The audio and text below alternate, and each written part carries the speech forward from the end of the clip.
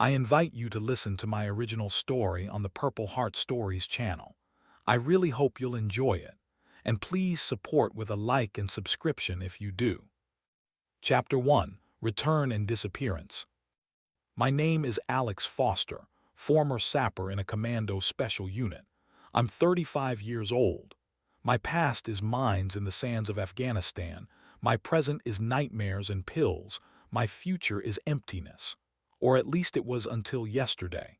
Until my younger brother Jason disappeared during his honeymoon in the mountains. His wife Melanie is hysterical, the police indifferent, and my hands, capable of diffusing the most complex devices, are powerless against the trap I feel we've all fallen into. And here I am in my brother's apartment, examining fresh paint on the wall covering traces of blood. What if my brother didn't fall into a ravine? What if his wife is only pretending? The further from war, the louder the shots in your head. Someone told me this upon returning from my first deployment, and now, 15 years and 4 unit changes later, I understand the meaning. The dust of Kandahar still grinds between my teeth as I step across the threshold of my suburban apartment where I hadn't returned for almost a year. The key turned with difficulty. The lock had dried out like everything else here. The air inside was stale, with the smell of an uninhabited space, dust, and abandonment. On the coffee table, a mug with dried coffee grounds. I remember drinking from it before my last departure, looking at my watch, afraid of missing my flight. It's awful to be a guest in your own home. Dropping my backpack by the door, I first threw open the windows. The cold autumn air rushed into the room, making me shiver. On the way from the airport, I'd noticed that summer had died during my absence. So it's autumn, one of many that I won't keep track of. The blinking red light on the answering machine drew my gaze like a laser sight. 7 new messages. Birthday greetings from Mom that I'd missed. A reminder from the bank about an overdue apartment payment. An advertisement. Another request for an interview for a book about modern warfare. They just can't understand that stories about sappers are only loved by those who haven't seen torn-off limbs. The 5th message hit me in the gut harder than a bullet to a bulletproof vest. Alex, it's Melanie. Jason is missing. 3 days ago in the mountains, the police. They're saying, God, please call me back as soon as possible. Her voice trembled, interrupted by sobs, but something about it bothered me. She pronounced words too clearly for someone in hysterics, as if reading a rehearsed text. Her second message was recorded yesterday, calmer. Alex, I don't know if you got my call. Jason still hasn't been found and the cops are saying that he most likely fell into a ravine during a walk. I don't know what to do. Please come. I set down the keys I was still holding and sank heavily onto the couch. The clock on the wall showed 10:30 in the evening, the dark hour when ghosts emerge from the depths of consciousness. They were already waiting for me, my 4, those I couldn't save. The boy with water, the woman with fruit, the old man on a bicycle, and Sergeant May. I knew I wouldn't sleep. Turning a bottle of whiskey left from my last leave in my hands, I took a swig directly from the neck. The liquid burned my throat, reminding me that I was still alive. Then I took out an orange pill bottle from my army jacket pocket, pills that promised to banish nightmares for at least a few hours. Do not mix with alcohol, warned the label. Whiskey isn't alcohol, I said aloud to the empty room. It's medicine, just more honest. I swallowed a pill, washed it down with another swig of whiskey, and closed my eyes. Jason, my younger brother, my last chance for redemption. Thoughts tangled, overlapping like shadows from a landmine explosion. By 3 in the morning, I still wasn't asleep. Pale light from street lamps flowed through the window into the room. Memories of my brother and the war mixed in my consciousness. I alternately saw smiling Jason with his college diploma in hand, then Sergeant May's body mangled by an explosion. Then, too, I was just a few seconds too late. By dawn, the decision was made. I dialed Melanie's number. Alex, her voice sounded sleepy, but there was no confusion in it that I expected to hear from someone who had lost her husband just a few days ago. You're back. Thank God. Can you come today? Already on my way, I answered briefly, examining my reflection in the mirror above the sink. Sunken eyes, stubble gray at the temples that wasn't there just 6 months ago. What happened, Melanie? In order, just the facts.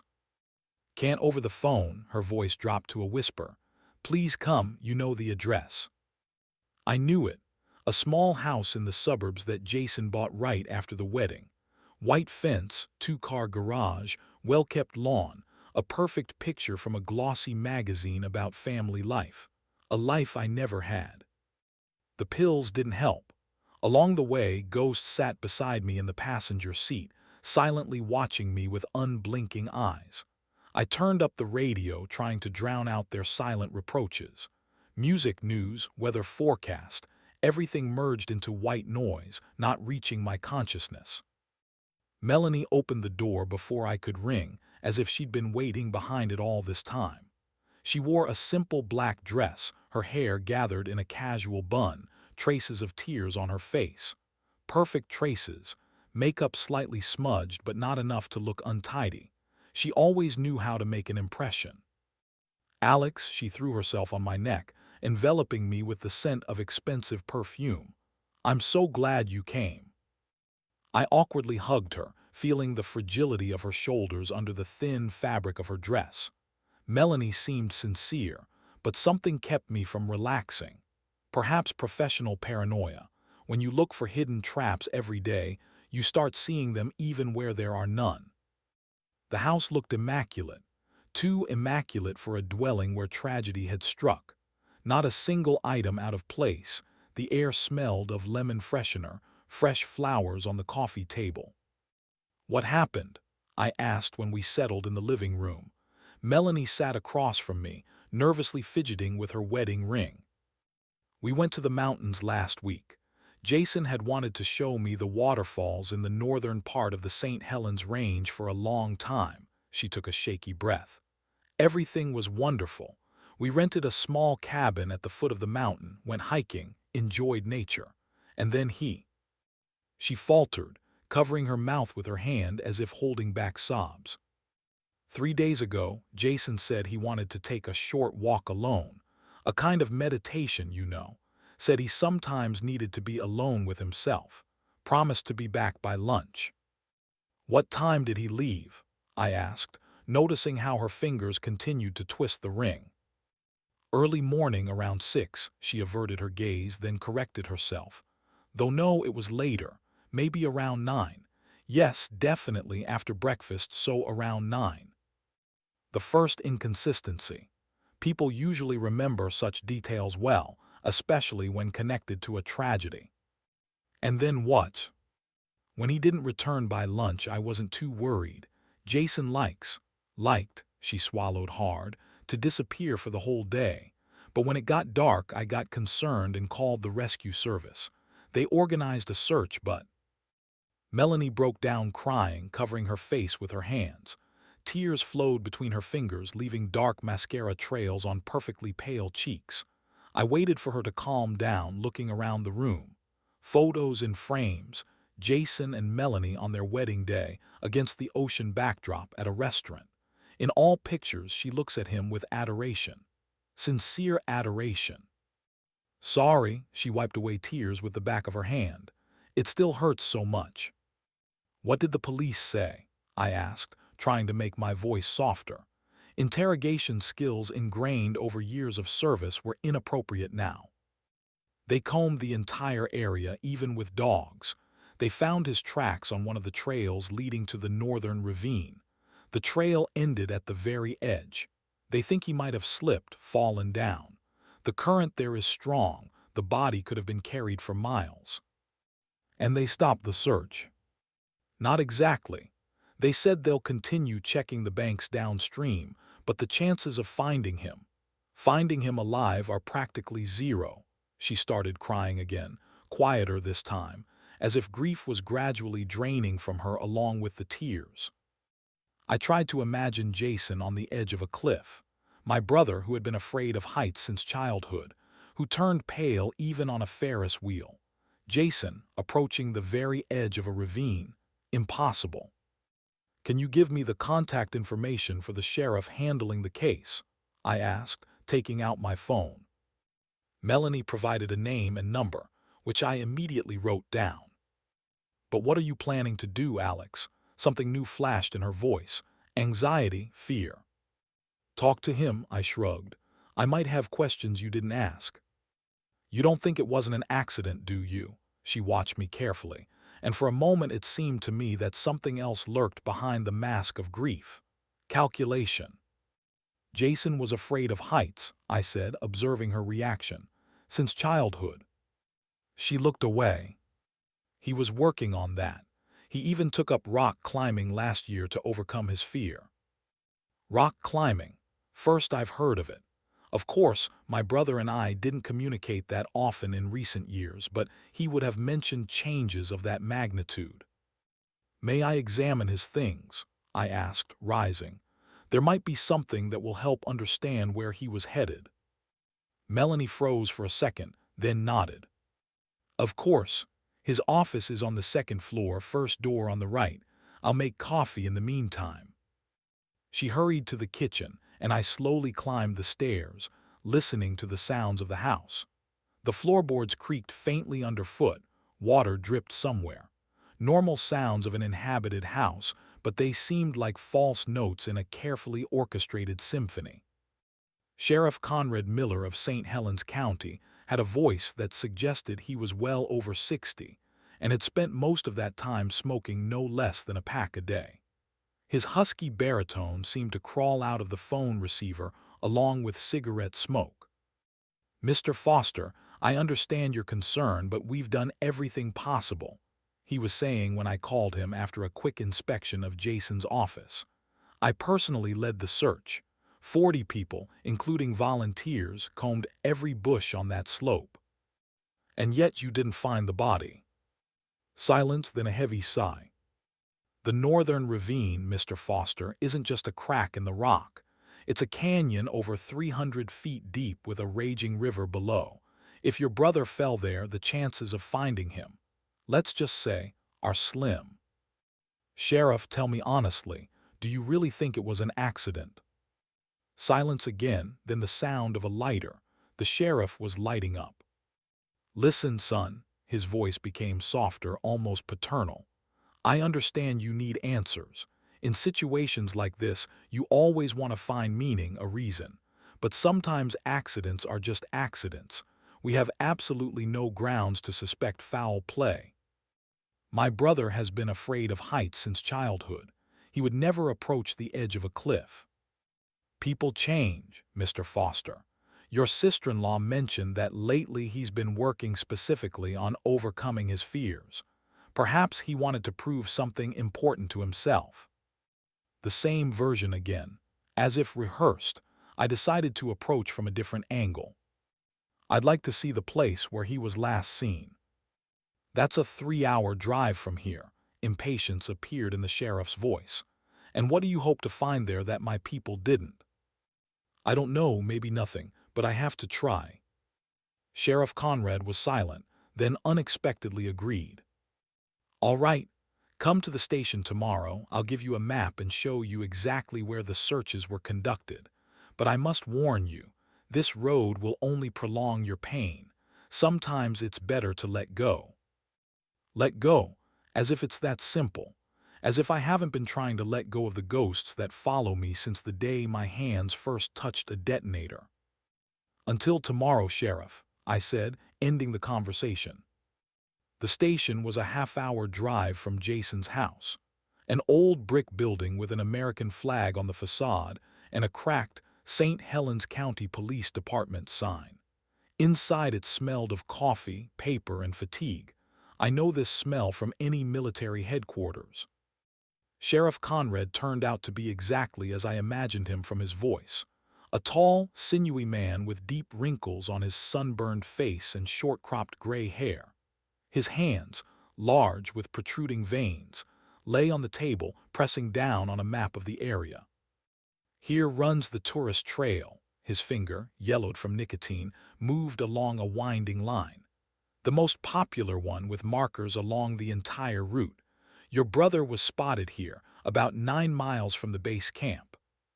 Who saw him? A group of tourists from Seattle. A man matching your brother's description was walking northward, toward the viewing platform above the ravine. At what time was this? Around 11 in the morning. The sheriff gave me a quick glance. They remember well because they were about to stop for lunch.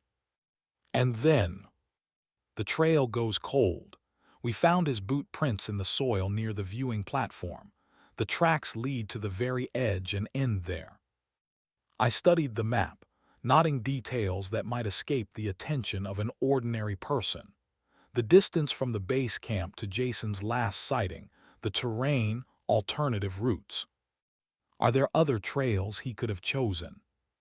The sheriff nodded. Several, but they're all well marked and we checked each one. No traces.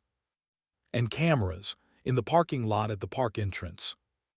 Checked. He entered the park at 8:30 a.m. alone. He doesn't appear on any of the exit cameras. I continued examining the map when the sheriff unexpectedly asked, "Mr. Foster, have you ever thought that your brother might have done this intentionally?" I sharply raised my head, meeting his attentive gaze. "Suicide?" I asked. "No, never." "Just," the sheriff hesitated, "we found something strange. Your brother withdrew a large sum of money from his account a week before his disappearance, $50,000 in cash." This was news.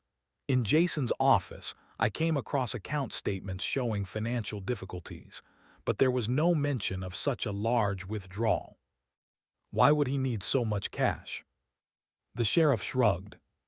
"That's what I wondered. His wife says she doesn't know. Maybe debts, gambling, or—" He didn't finish the phrase, but the meaning was clear. Money for a new life, money to disappear. "Jason isn't the type to run from problems," I said firmly, though doubt took root inside. How well did I know my brother in recent years? "We all don't know something about our loved ones, Mr. Foster," the sheriff remarked philosophically, rolling up the map. "But if it comforts you, the case officially reads presumed accident." As I was about to leave, the sheriff called out to me. "And Mr. Foster, be careful with conspiracy theories. Sometimes the simplest explanation is the correct one." I nodded, but inside I already knew there was nothing simple about this case. Leaving the station, I immediately felt that I was being watched. Professional paranoia, possibly, but the shadow that flashed behind a pickup parked across the road was quite real. Jason's office looked ordinary. A desk by the window, a computer, bookshelves with psychology volumes. My brother was always interested in human nature. On the wall, framed photographs. Jason with college graduates where he taught psychology. Jason and me fishing 5 years ago, both smiling, holding up caught trout. The last time we were truly close. On the desk, the characteristic disorder of creative people. Papers, notes, pencils, a cup with dried coffee grounds, a twin to the one I found in my apartment. Sorting through documents, I came across a folder with bank statements. Strange that it was in plain sight. Or not strange, maybe Melanie wanted me to find it. The statements painted a dismal picture. Over the past 6 months, Jason's financial situation had deteriorated sharply. Regular withdrawals of large sums, credit cards at their limit, 3 loans from dubious financial organizations at predatory interest rates. What happened to my brother? Gambling, drugs. Jason had never shown an inclination for either. I continued searching but found nothing else of interest. The computer's file storage system required a password I didn't know. In the desk drawers, stationery, utility bills, nothing remarkable. Leaving the office, I noticed that the bedroom door was ajar. Melanie was still downstairs. I could hear her talking on the phone, her voice lowered to a whisper. I quietly entered the room. The bedroom looked strange, like a set in a theater where everything is arranged to create a certain impression. The bed perfectly made, not a speck of dust on the nightstands in the air, the same lemon freshener smell as downstairs. I slowly walked around the room, listening to my intuition which had saved my life so many times. Something was wrong, something. The wall by the window caught my attention. Fresh paint, slightly different in shade from the rest of the walls. I approached closer, running my fingers over the surface. Smooth, recently dried. Following a sudden impulse, I took out a pocket knife that I always carried with me and carefully pried at the paint in the farthest corner, where a defect would be least noticeable. Under the layer of paint I discovered another, darker one, and beneath it, I pried a bit more, widening the area. Dark brown stains on the plaster. Blood. Old, darkened, but definitely blood. My heart beat faster. I carefully masked the traces of my investigation and stepped away from the wall just as the door opened, and Melanie entered. "What are you doing, Alex?" There was tension in her voice, which she tried to hide behind a smile. "Thought about hanging a photo of Jason." I pointed to the wall opposite the one I'd been examining. "The one where we're fishing." "Oh," she relaxed. "Good idea. I was just bringing you coffee, and the police called, said you can pick up Jason's things that were in their backpack. They're at the station." I nodded, accepting the cup. The coffee was too hot, as if she just brewed it, but the phone conversation I'd heard had lasted at least 10 minutes. A small detail, but another inconsistency. "Thank you," I took a sip. "The sheriff showed me the map of where Jason disappeared. Don't you want to go there with me tomorrow?" She flinched, barely noticeably, but I caught the movement. I don't think I can. It's too painful seeing that place." "Of course," I nodded understandingly. "You've been through a lot already." Something like relief flashed in her eyes. "Can I stay with you for a couple of days?" I asked. "I don't want to leave you alone at a time like this." Now anxiety showed in her gaze. "You shouldn't, Alex. I need to be alone to process all this. Besides, my mother is coming tomorrow." Another lie. As far as I remembered, Melanie didn't have a mother. At least, at the wedding only her father was present, and he left right after the ceremony. "As you wish," I didn't insist. "Then I'll go to a motel." "Yes, that would be better." She was clearly pleased. "I'll call if there's any news." Leaving my brother's house, I felt Melanie's gaze burning into my back. Getting into the car, I noticed a black SUV parked across the street. A man sat inside, whose face I couldn't make out behind the tinted windows, but I was ready to swear he was watching the house. The Pine Grove Motel was on the outskirts of town, a typical roadside lodging with a worn neon sign and a perpetually drunk desk clerk.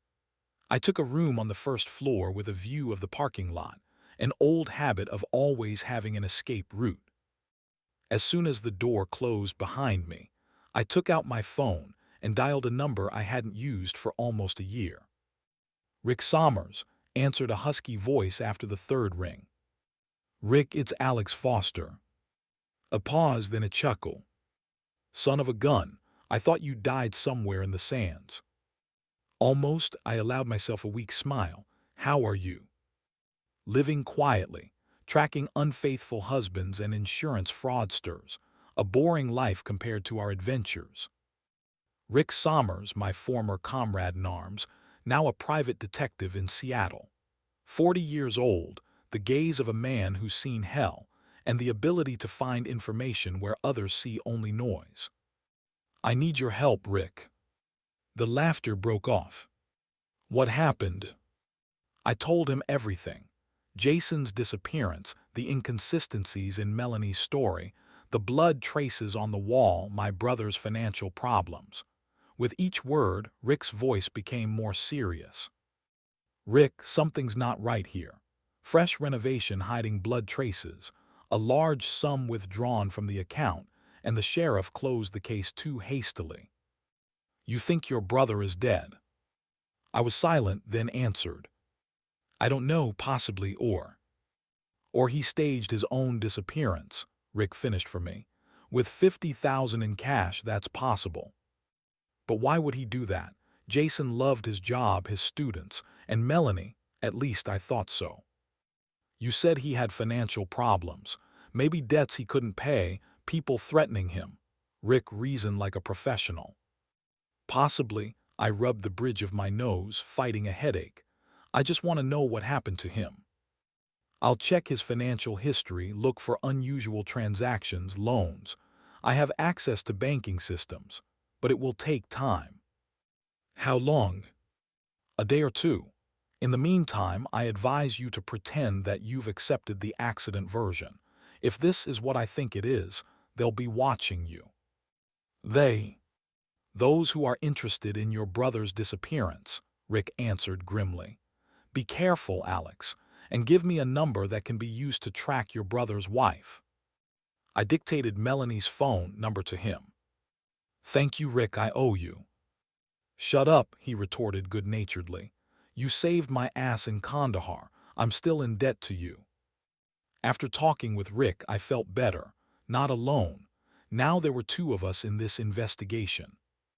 I laid out on the bed everything I could learn. Copies of Jason's bank statements, a map of the region where he disappeared, photos taken in his office and bedroom. But the picture remained incomplete, with huge gaps. The blood traces on the wall could mean anything. A fight, an accident, murder, and $50,000 in cash. Who needed such money? And why was Melanie so happy when I refused to stay at the house? My head was splitting. I swallowed a headache pill and lay down on the bed, fully dressed. The ghosts, my faithful companions, sat beside me, patiently waiting for me to close my eyes. Not tonight, I mumbled. I have more important things to do. But sleep still wouldn't come. Jason's face stood before my eyes, changing like in a kaleidoscope. A happy kid as I remembered him in childhood. A serious student with a diploma in hand. Drunk to unconsciousness during my last leave 2 years ago. The first time I'd seen him like that. And finally, a frightened, cornered man, giving all his savings to someone invisible. It was well after midnight when I returned to Jason's house. The black SUV was gone, no lights in the windows. Melanie was probably asleep. I wasn't planning to break into the house. I just wanted to make sure I hadn't missed something important. Walking around the building perimeter, I discovered that the kitchen window was ajar, a weakness in the security system I could use if necessary. But first I decided to check the garage. Melanie's car, a red Maserati, too expensive for a college professor and his wife, was inside. Next to it, an empty space where Jason's Ford used to be. I carefully walked around the Maserati, noting details. The car was covered with a thin layer of dust, as if it hadn't been used for several days. But this contradicted Melanie's words about going to the police. On the front seat, a designer purse in the glove compartment, documents in the name of Elizabeth Crane. Elizabeth Crane, an alias, fake documents. I photographed the find on my phone and was about to leave when I heard the sound of an approaching car. Turning off the flashlight, I pressed against the garage wall, praying that the automatic door wouldn't start rising. Headlights illuminated the driveway. A black Mercedes I hadn't seen before stopped in front of the house. Melanie stepped out in a form-fitting red dress, not at all resembling the grieving widow she had appeared to be during the day. Following her emerged a man in an expensive suit. Due to the distance and darkness, I couldn't make out his face, but even from here his military bearing was noticeable. Melanie said something to him, playfully placing her hand on his chest. The man leaned down and kissed her with such possessive confidence that there was no doubt this wasn't their first kiss. Everything fell into place. A lover, secret relationship, possible motive for. I didn't allow myself to finish the thought. I didn't have proof yet, only suspicions. They entered the house, and a moment later light came on upstairs in the bedroom. I looked around for a way to get closer, noticed a tree whose branches almost touched the window of the adjacent room. The solution was risky, but I saw no other option. Climbing up the trunk, I carefully crossed over to a thick branch hanging over the roof of the extension. From there, it was within reach to Jason's office window. The window, as I suspected, was unlocked. My brother always loved fresh air, even in winter. Slipping inside, I froze, listening. From the bedroom came muffled voices, Melanie's laughter, the sound of running water, someone taking a shower. I silently crept to the door leading to the hallway and listened. Now the voices were more distinct. Melanie was talking to someone on the phone. No, everything's going according to plan. He doesn't suspect anything. The first fight is in 2 days. Yes, I understand the risks. I tried to turn on the voice recorder on my phone, but in my haste hit a creaking floorboard. The room instantly fell silent. "Who's there?" came Melanie's voice. I jumped back into the shadow, praying she wouldn't decide to check the office. The bedroom door opened. A strip of light cut through the darkness of the corridor. Melanie looked out, listening to the silence. She was in a silk robe, hair loose, light makeup on her face creating the illusion of natural beauty. Seeing nothing suspicious, she closed the door, but her next words reached my ears. "We have a problem, his brother, former sapper. Yes, that one." My heart beat faster. They knew about me, knew my history, my profession, and considered me a problem. A male voice answered something, but I couldn't make out the words. "No, he's not that stupid," Melanie continued, "but also not smart enough to understand what his precious little brother got himself into." She paused, listening to the response. "All right, tomorrow he's going to the mountains. That's our chance to deal with him. No witnesses." I froze, realizing I just heard a plan for my murder. Pieces of the puzzle were forming a picture that reeked of death. My brother wasn't in the ravine. He was either dead or involved in something so dangerous that he preferred to fake his own death. Waiting until the shower started running again in the bedroom, I carefully slipped out of the office the same way, through the window. Climbing down from the tree, I slipped and nearly fell, grabbing a branch at the last moment. My heart was pounding so loudly it seemed its beat would wake the entire neighborhood. Reaching the ground, I quickly crossed the yard and disappeared into the shadows of neighboring houses. Only in the car, after locking the doors and driving several blocks away, did I allow myself to catch my breath. What I heard changed everything. Now I wasn't just looking for a missing brother, I was fighting for my own life. And most importantly, the phrase "first fight" echoed in my head. Fight. What did it mean? Underground fights, drugs, weapons. I dialed Rick's number, despite the late hour. "They want to eliminate you," I said without preamble. "Tomorrow when I go to the mountains." Melanie was talking on the phone with some man who's now at her house. "They're planning to get rid of me. And Rick." She mentioned something about the first fight in 2 days. What could that mean? "Damn," Rick exhaled. "Alex, you need to go underground right now." "No," I shook my head resolutely, though he couldn't see me. "I have to find out what happened to Jason." "Listen, I found something." Rick's voice became businesslike. "Your brother did withdraw 50,000 in cash, but that's not all. He had 3 loans from firms connected to underground bookmakers. Does that tell you anything?" "Gambling?" I was stunned. Jason never showed interest in betting. "Not just gambling. Illegal bookmaking on no-rules fights. Underground ring, Alex. Brutal fights with life-or-death stakes." I was silent, trying to process this information. "I'll come tomorrow," Rick said decisively. "We'll figure it out together. Until then, keep your head down. And don't go to the mountains, whatever they tell you. It's a trap." I agreed and hung up. Thoughts were jumbled. Jason and underground fights. My brother had been nauseated at the sight of blood since childhood. He couldn't even kill a fly. What the hell happened to him? With these thoughts, I returned to the motel, locked the door, and pushed a table against it. A childish security measure, but still better than nothing. I placed a knife on the bedside table. Under the pillow, a gun I always carried with me, despite lacking a permit. Old habits die hard. I only fell asleep toward morning, and in my dreams, Jason stood at the edge of a ravine, arms outstretched as if about to fly. "I didn't fall, Alex," he said. "I jumped." Chapter 2: Unraveling the Web.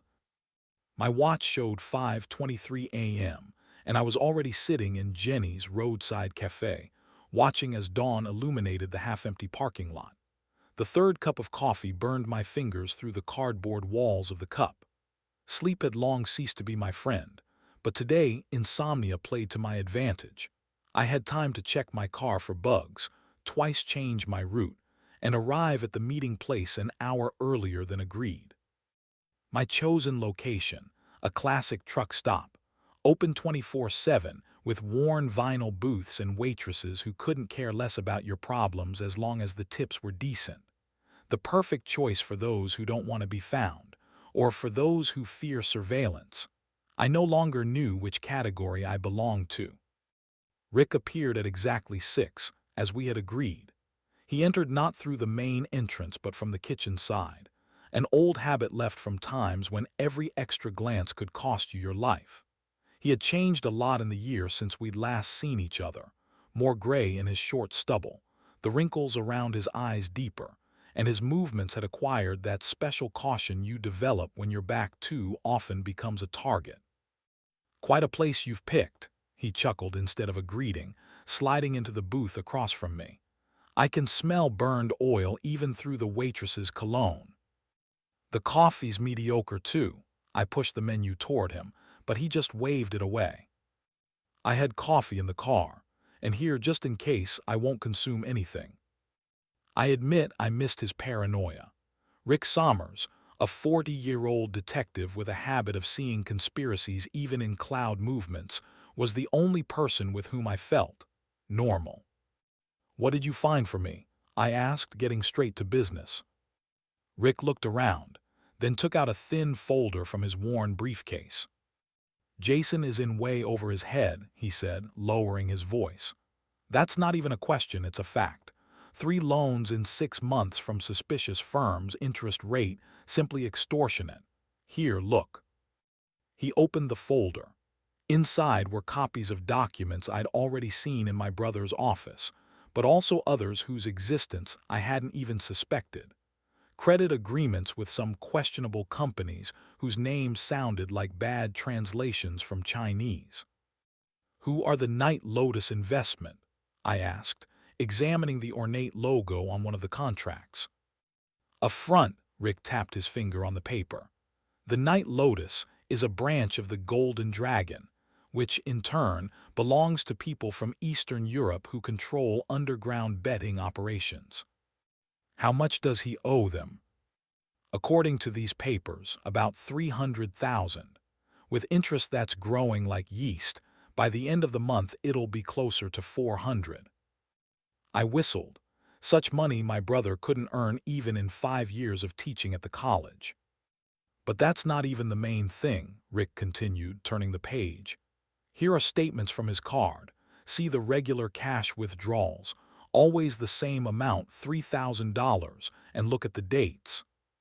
I traced the dates and felt the back of my neck go cold. These days coincided with Melanie's visits to her parents.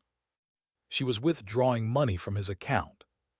Possibly, or he was for her, but that's not all. Rick extracted a blurry photograph from the folder, apparently taken from a surveillance camera in a parking lot. "This is from a gas station in Ringwood 2 months ago. Melanie is getting into a car but not her own." I examined the image. Indeed, it showed Melanie, hard not to recognize her, even in dark glasses and with her collar turned up. She was getting into a luxurious black Mercedes, the same one I saw last night near Jason's house. I ran the plates. Rick tapped his finger on the lower corner of the photo, where the license plate was visible. "The car was rented under the name Viktor Radovich. Is that name familiar to you?" For a moment the world stopped.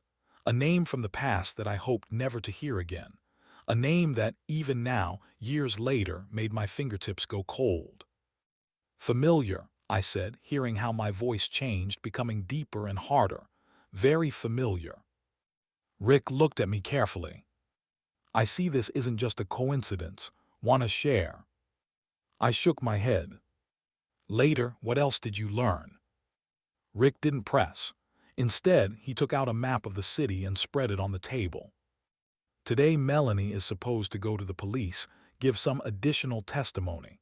At least, that's what she told Sheriff Conrad. I think we should follow her, see if she actually goes there. Agreed, I nodded. But we only have one car and she might remember it. Already solved, Rick grinned.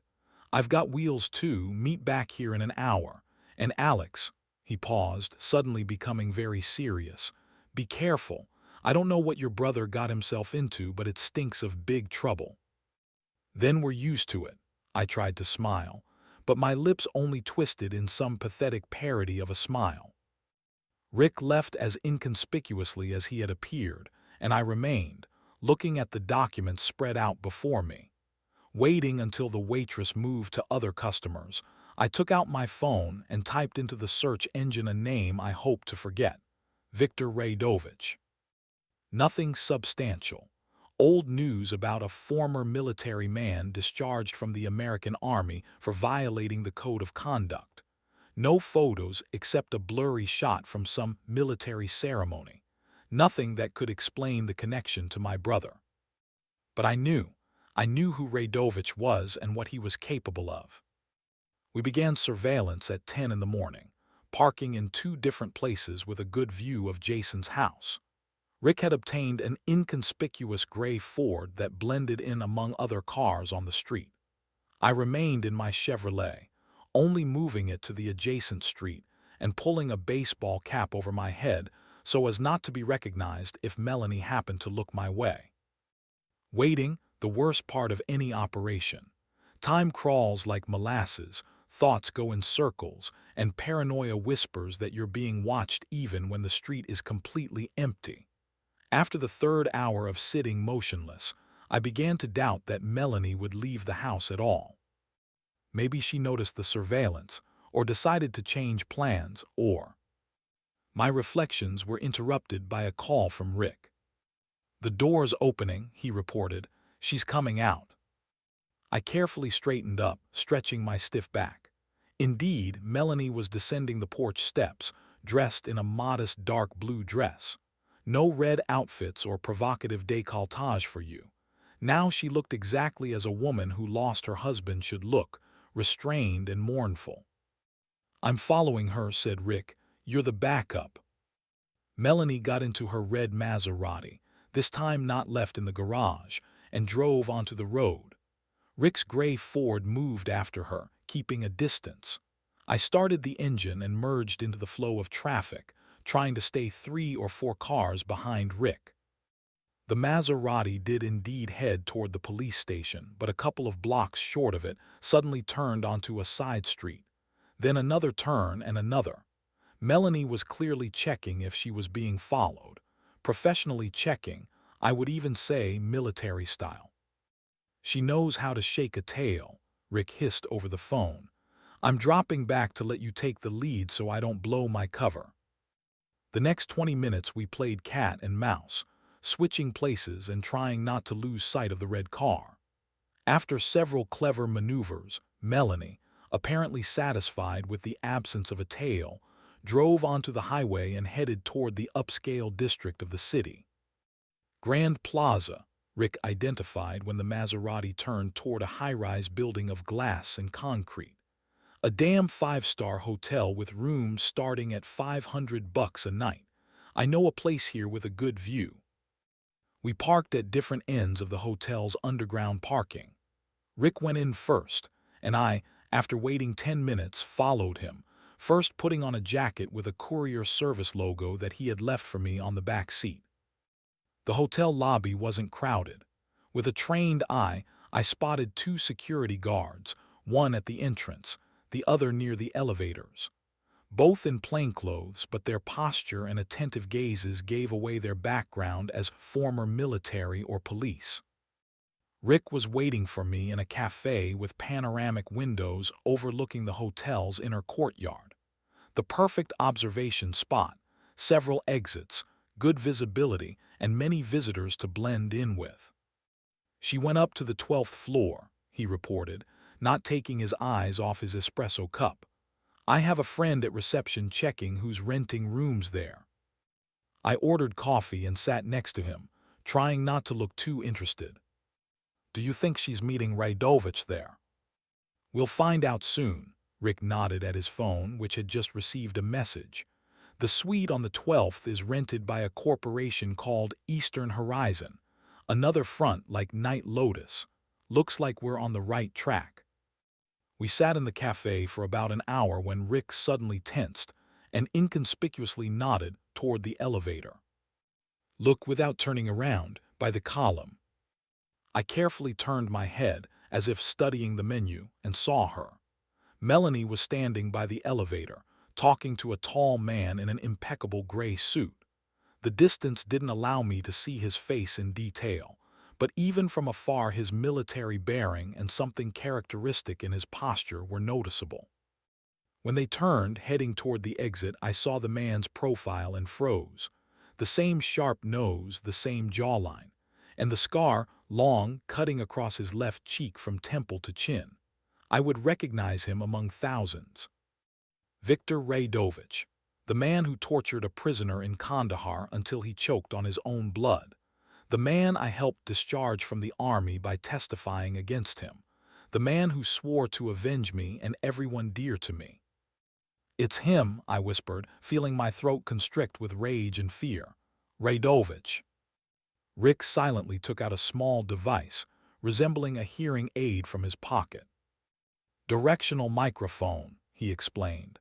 Can pick up conversation at a distance of up to 30 meters with good acoustics. They're just within range now. He inserted one earpiece into his ear and offered the other to me. Through the interference and background noise of the hall, I heard fragments of conversation. Creating problems, but doesn't know anything for sure. This was Melanie's voice, quieter and harder than when she spoke with me. Too dangerous to leave him. How many questions he's asking. Raidovich replied with the same slight Eastern European accent I remembered. Yes, Victor, I understand the seriousness of the situation. Melanie was speaking almost fawningly, like a subordinate fearing the boss's anger. And then the phrase that made me flinch. Get rid of him or I'll do it myself. We're too close to the goal. They were talking about me, about a man asking too many questions, about an obstacle that needed to be removed. Melanie and Raidovich left the hotel and got into a black Mercedes waiting for them, the same one I had seen yesterday at Jason's house. Should we follow them? Asked Rick, already rising. I shook my head. No, I have a better idea. While Melanie is at the meeting, we can check their country house. Country house? Rick raised an eyebrow questioningly. Yes, Jason and Melanie have a second home, half an hour's drive from here. I was there a couple of times for barbecues. If Jason is really caught up in something, there might be clues there. Rick nodded, and we headed toward the exit, trying to stay away from surveillance cameras. Only once we were in the parking lot did I feel my hands trembling. Raidovich had been close to my brother all this time. Possibly because of me, Jason had been drawn into this story. Revenge is a dish best served cold, and Raidovich, it seemed, had been preparing his portion for a long time. Jason and Melanie's country house was in the suburbs, in a small settlement for middle-class people who want to appear richer than they actually are.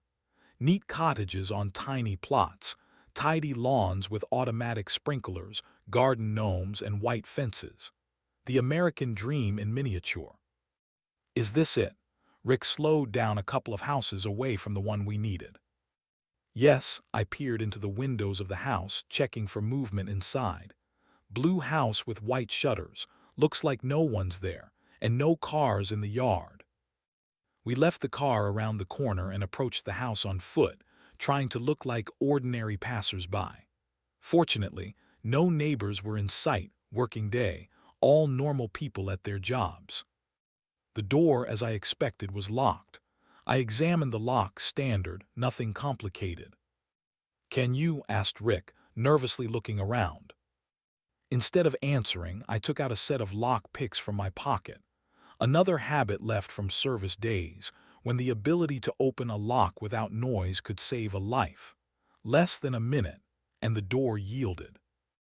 Inside, the house was as typical as outside. Living room with a couch and TV, kitchen combined with a dining area, stairs to the second floor. No personal items, photos, or knickknacks, as if no one lived here but just stored furniture. Strange, I muttered. Last time I was here, the house looked lived in. There were photos, books. Maybe they decided to sell the house or rent it out, Rick suggested, examining the kitchen drawers. Everything's too neat and impersonal. We methodically searched the first floor, finding nothing remarkable. On the second floor were 2 bedrooms and a small office, also empty and sterile. Let's check the basement, I suggested, remembering that's where Jason kept his sports trophies and old things. The basement door was behind the kitchen. I flipped the switch, and a dim bulb illuminated a steep staircase leading down. It smelled of dampness and something else. Chemical. Bleach. The basement proved much more interesting than the rest of the house. Here they had clearly cleaned in a hurry. The floor was thoroughly washed, but stains remained on the walls from splashes. In the corner stood boxes with old belongings, bags with clothes and other junk. Let's check everything, commanded Rick, pulling on gloves. We worked silently, concentratedly. I went through the contents of boxes. Rick tapped the walls looking for hiding places. After half an hour, we found several old letters from Jason, his college yearbook, and a box with medals from school competitions. Nothing that could explain his disappearance. Then Rick quietly whistled. Alex, take a look at this. He was standing by the far wall, probing the floorboards. One of them lifted slightly when he pressed on the edge. A hiding place, I whispered, kneeling beside him. Rick carefully pried up the floorboard and set it aside. Underneath was a small hollow containing a plastic container. I carefully extracted it and opened the lid. Inside was a passport, several credit cards, and a stack of $100 bills. I opened the passport and saw Melanie's photo, but the name was different, Elizabeth Crane. Fake documents, muttered Rick, professionally made and quite a bit of cash. I continued exploring the container's contents and came across several expensive pieces of jewelry wrapped in soft cloth. Diamond earrings, a sapphire necklace, clearly beyond the means of an ordinary college professor. And at the very bottom lay a sheet of paper folded in quarters. I unfolded it. It was an address. The address of some warehouse on the outskirts of town, handwritten. Got you, I whispered. I think that's where they're keeping Jason, or... I didn't finish the phrase, but Rick understood. Or his body. I photographed all the contents of the hiding place on my phone, then carefully returned the container to its place and closed the floorboard. Let's go, commanded Rick. We need to check this address. We were already climbing the stairs when I heard the sound of an approaching car. Tires rustled on the gravel driveway. Damn, cursed Rick, someone's coming. I looked out the small basement window. A familiar red Maserati stood in the driveway. It's Melanie, I whispered. We need to get out of here. The basement had only one exit, through the door to the kitchen. Trapped, we frantically searched for an escape route. I looked at the window again. It was small, but perhaps just large enough to squeeze through. Through the window, quickly. I was already working on the latch, trying to open it. The window frame gave way with an unpleasant creak. Outside, the window was almost at ground level, giving us a chance to escape unnoticed. I let Rick go first. He was larger than me, and if he could fit, I definitely would. With difficulty squeezing through the narrow opening, Rick got outside and helped me. We barely had time to crawl aside and hide behind the bushes when the front door opened. Melanie entered the house not alone. With her was some other man, not Radovich, but someone younger, with a shaved head and massive neck. typical appearance of a bodyguard or fighter. We waited until they went inside, then, crouching, ran along the hedge to where we had left the car. That was damn close, exhaled Rick when we had already driven a safe distance. Do you think they'll notice someone was in the house? If they do, not right away. I rubbed my neck, down which cold sweat was running. We were careful. Then let's go to the motel. Rick sharply turned the wheel, avoiding an oncoming car. We need to check this address and understand who this Radovich person is.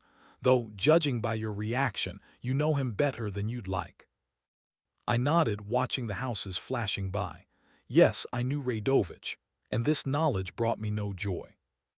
In the motel room, Rick set up a real command center. A laptop, portable printer, even a small satellite antenna that he installed outside the window. Where did you get all this? I nodded at the equipment. My ex-wife said I was paranoid, Rick grinned. But it's precisely this paranoia that's been feeding me for the last 5 years. Surveillance of unfaithful spouses requires technical means. He quickly typed on the keys, uploading the photos we took in the house and checking the address of the found warehouse. So this warehouse is in an industrial zone, he reported after some time. It used to be a meat processing plant, but it closed a couple of years ago. The territory is supposedly abandoned, but electricity bills are regularly paid, and there's security there, judging by satellite images. I examined the satellite image on the screen. A large industrial building surrounded by a fence. Several cars in the parking lot. Indeed, it didn't look like an abandoned facility. Now let's check our friend Radovich. Rick opened a new window and began a search. I hacked into the police database. Don't look at me like that, I'm a former cop, I have my ways. So Viktor Radovich, here he is. A photo appeared on the screen, the same military bearing, the same scar on the face. Only here he was in military uniform, with medals on his chest. Viktor Radovich, former Yugoslav Special Forces operative, Rick read. Later transferred to serve in the American Army as a contractor. Was discharged in 2005 for violating the Code of Conduct. Currently on Interpol's lists as a possible organizer of illegal no-rules fights. Considered untouchable due to connections in high circles. I listened, feeling a chill run down my spine. Radovich had become exactly what I always feared he would become, a professional sadist profiting from the suffering of others. And what's this? Rick opened another tab. Look, photos from social media, old but. I leaned toward the screen and saw photos of Melanie, or rather Elizabeth, embracing Radovich. In one they were on a yacht, in another, in some restaurant. And they didn't look like business partners, more like a couple in love. The dates, muttered Rick. Look at the dates of the photos. I looked closer. The photos were taken a year before Melanie met Jason. She didn't choose your brother by accident, Rick grimly concluded. It was a planned operation. Bitterness flooded me. Poor, trusting Jason. All his life he'd been looking for true love, and he found a snake that bit him. I know this man, I said, looking at Radovich's photo. We served together. Rick raised an eyebrow questioningly, but didn't interrupt. He was discharged after an operation in Kandahar where he exceeded his authority. I spoke slowly, choosing my words. He tortured a prisoner to death, cruelly, methodically, with obvious pleasure. I was there. I saw it. I paused, trying to deal with the nausea rising from the memories. It was my testimony that led to his discharge. He swore to avenge me, said that one day I would regret my nobility, that he would find a way to make me suffer. And now he's using your brother for revenge, Rick finished for me. This isn't just business, it's personal. I nodded, feeling an icy horror growing in my chest. If my guess was correct, Jason had become a hostage in a game that I started. According to my sources, Rick continued, Radovich has a special passion for fights between people who have family or friendship ties. He calls it a test of genuine values. They say he once forced twin brothers to fight to the death, promising the winner freedom. God, I whispered, is that what he's planning for us? I don't know, Rick answered honestly. But we need to check this warehouse. If your brother is alive, he's most likely there. I rose decisively. Then what are we waiting for? Let's go right now. Stop, Rick held me by the arm. We can't go there unprepared. This isn't some abandoned place. There will be security, cameras, possibly armed men. We need a plan, equipment, weapons. He was right, of course. But the thought that Jason might be in Radovich's hands was driving me crazy. We'll need gear, I tried to think rationally. Something compact but effective. I know a store, Rick nodded. They sell sporting goods, but in the backyard they have a special assortment for people like us. We left an hour later, having compiled an approximate plan for infiltrating the warehouse. Rick drove the car. I studied satellite images of the territory, looking for weaknesses in the security. The store Rick mentioned was located in an unremarkable shopping center on the outskirts of town. Outwardly, an ordinary sporting goods store, but Rick exchanged a few words with the salesperson, and we were led to a back room. There we bought everything necessary for a night operation: tactical vests, night vision devices, tear gas canisters, stun guns, and a couple of pistols with silencers. All unofficially, of course, through Rick's acquaintance who didn't ask unnecessary questions. Leaving the store with bags full of equipment, we headed to the parking lot. Suddenly, Rick froze. "Don't turn around," he whispered. "Black SUV across the street. Someone's watching us." I casually looked around, ostensibly checking if I'd forgotten anything.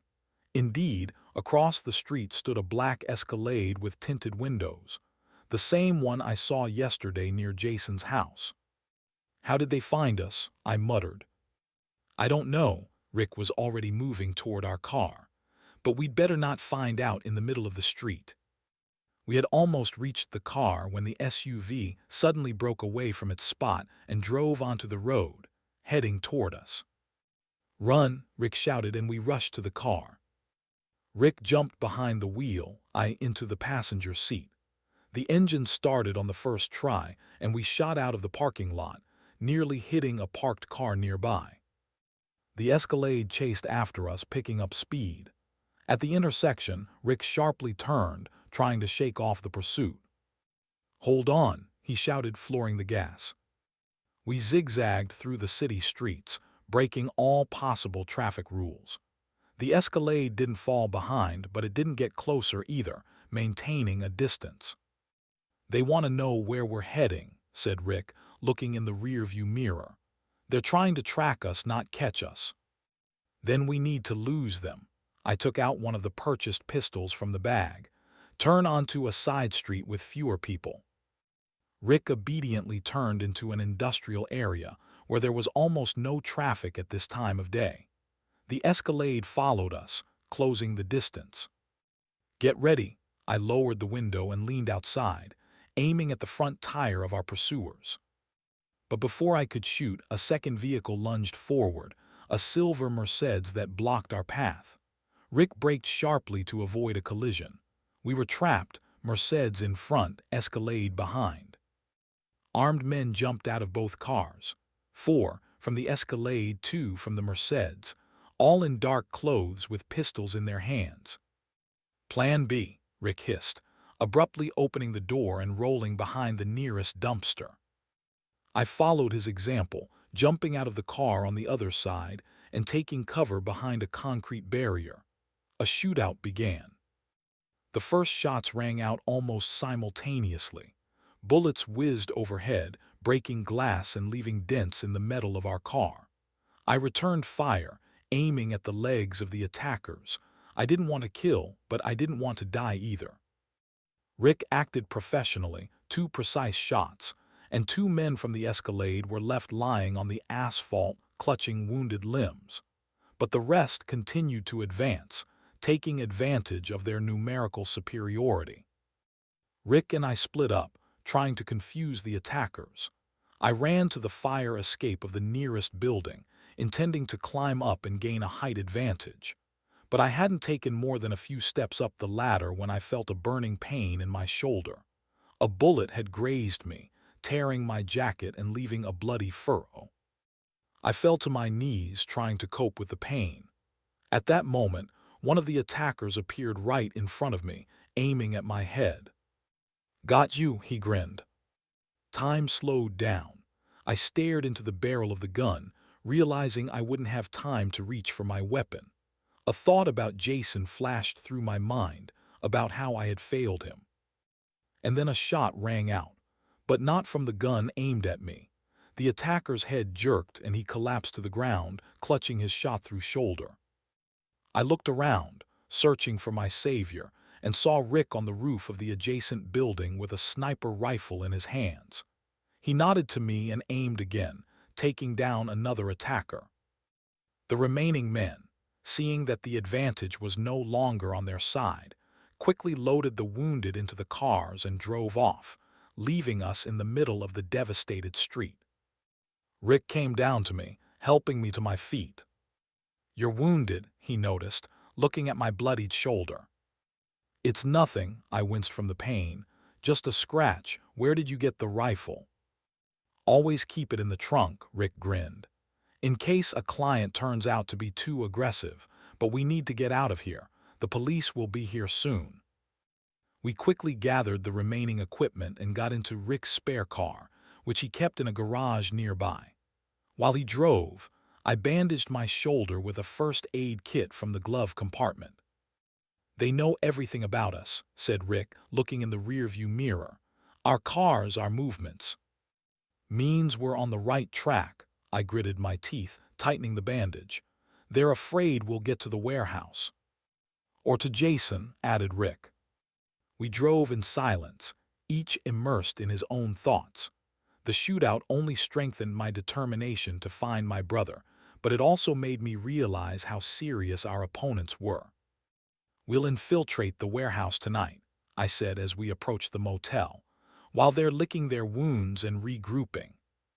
Rick nodded. "Agreed, it'll be dark in a couple of hours. We need to prepare." At the motel, I took a shower, washing the blood from my shoulder, and redressed the wound. Then Rick and I laid out the remaining equipment on the bed, preparing for the night operation. I looked at the clock. Less than an hour remained until sunset. Soon we would know if Jason was alive, and if so, we would get him out of Radovich's clutches, whatever it cost. Because one thing I was certain of: this person could not be left in the hands of a monster who once wore a military uniform, especially if I helped create that monster. Chapter 3: Infiltration. The night was moonless, as if darkness itself decided to become our ally.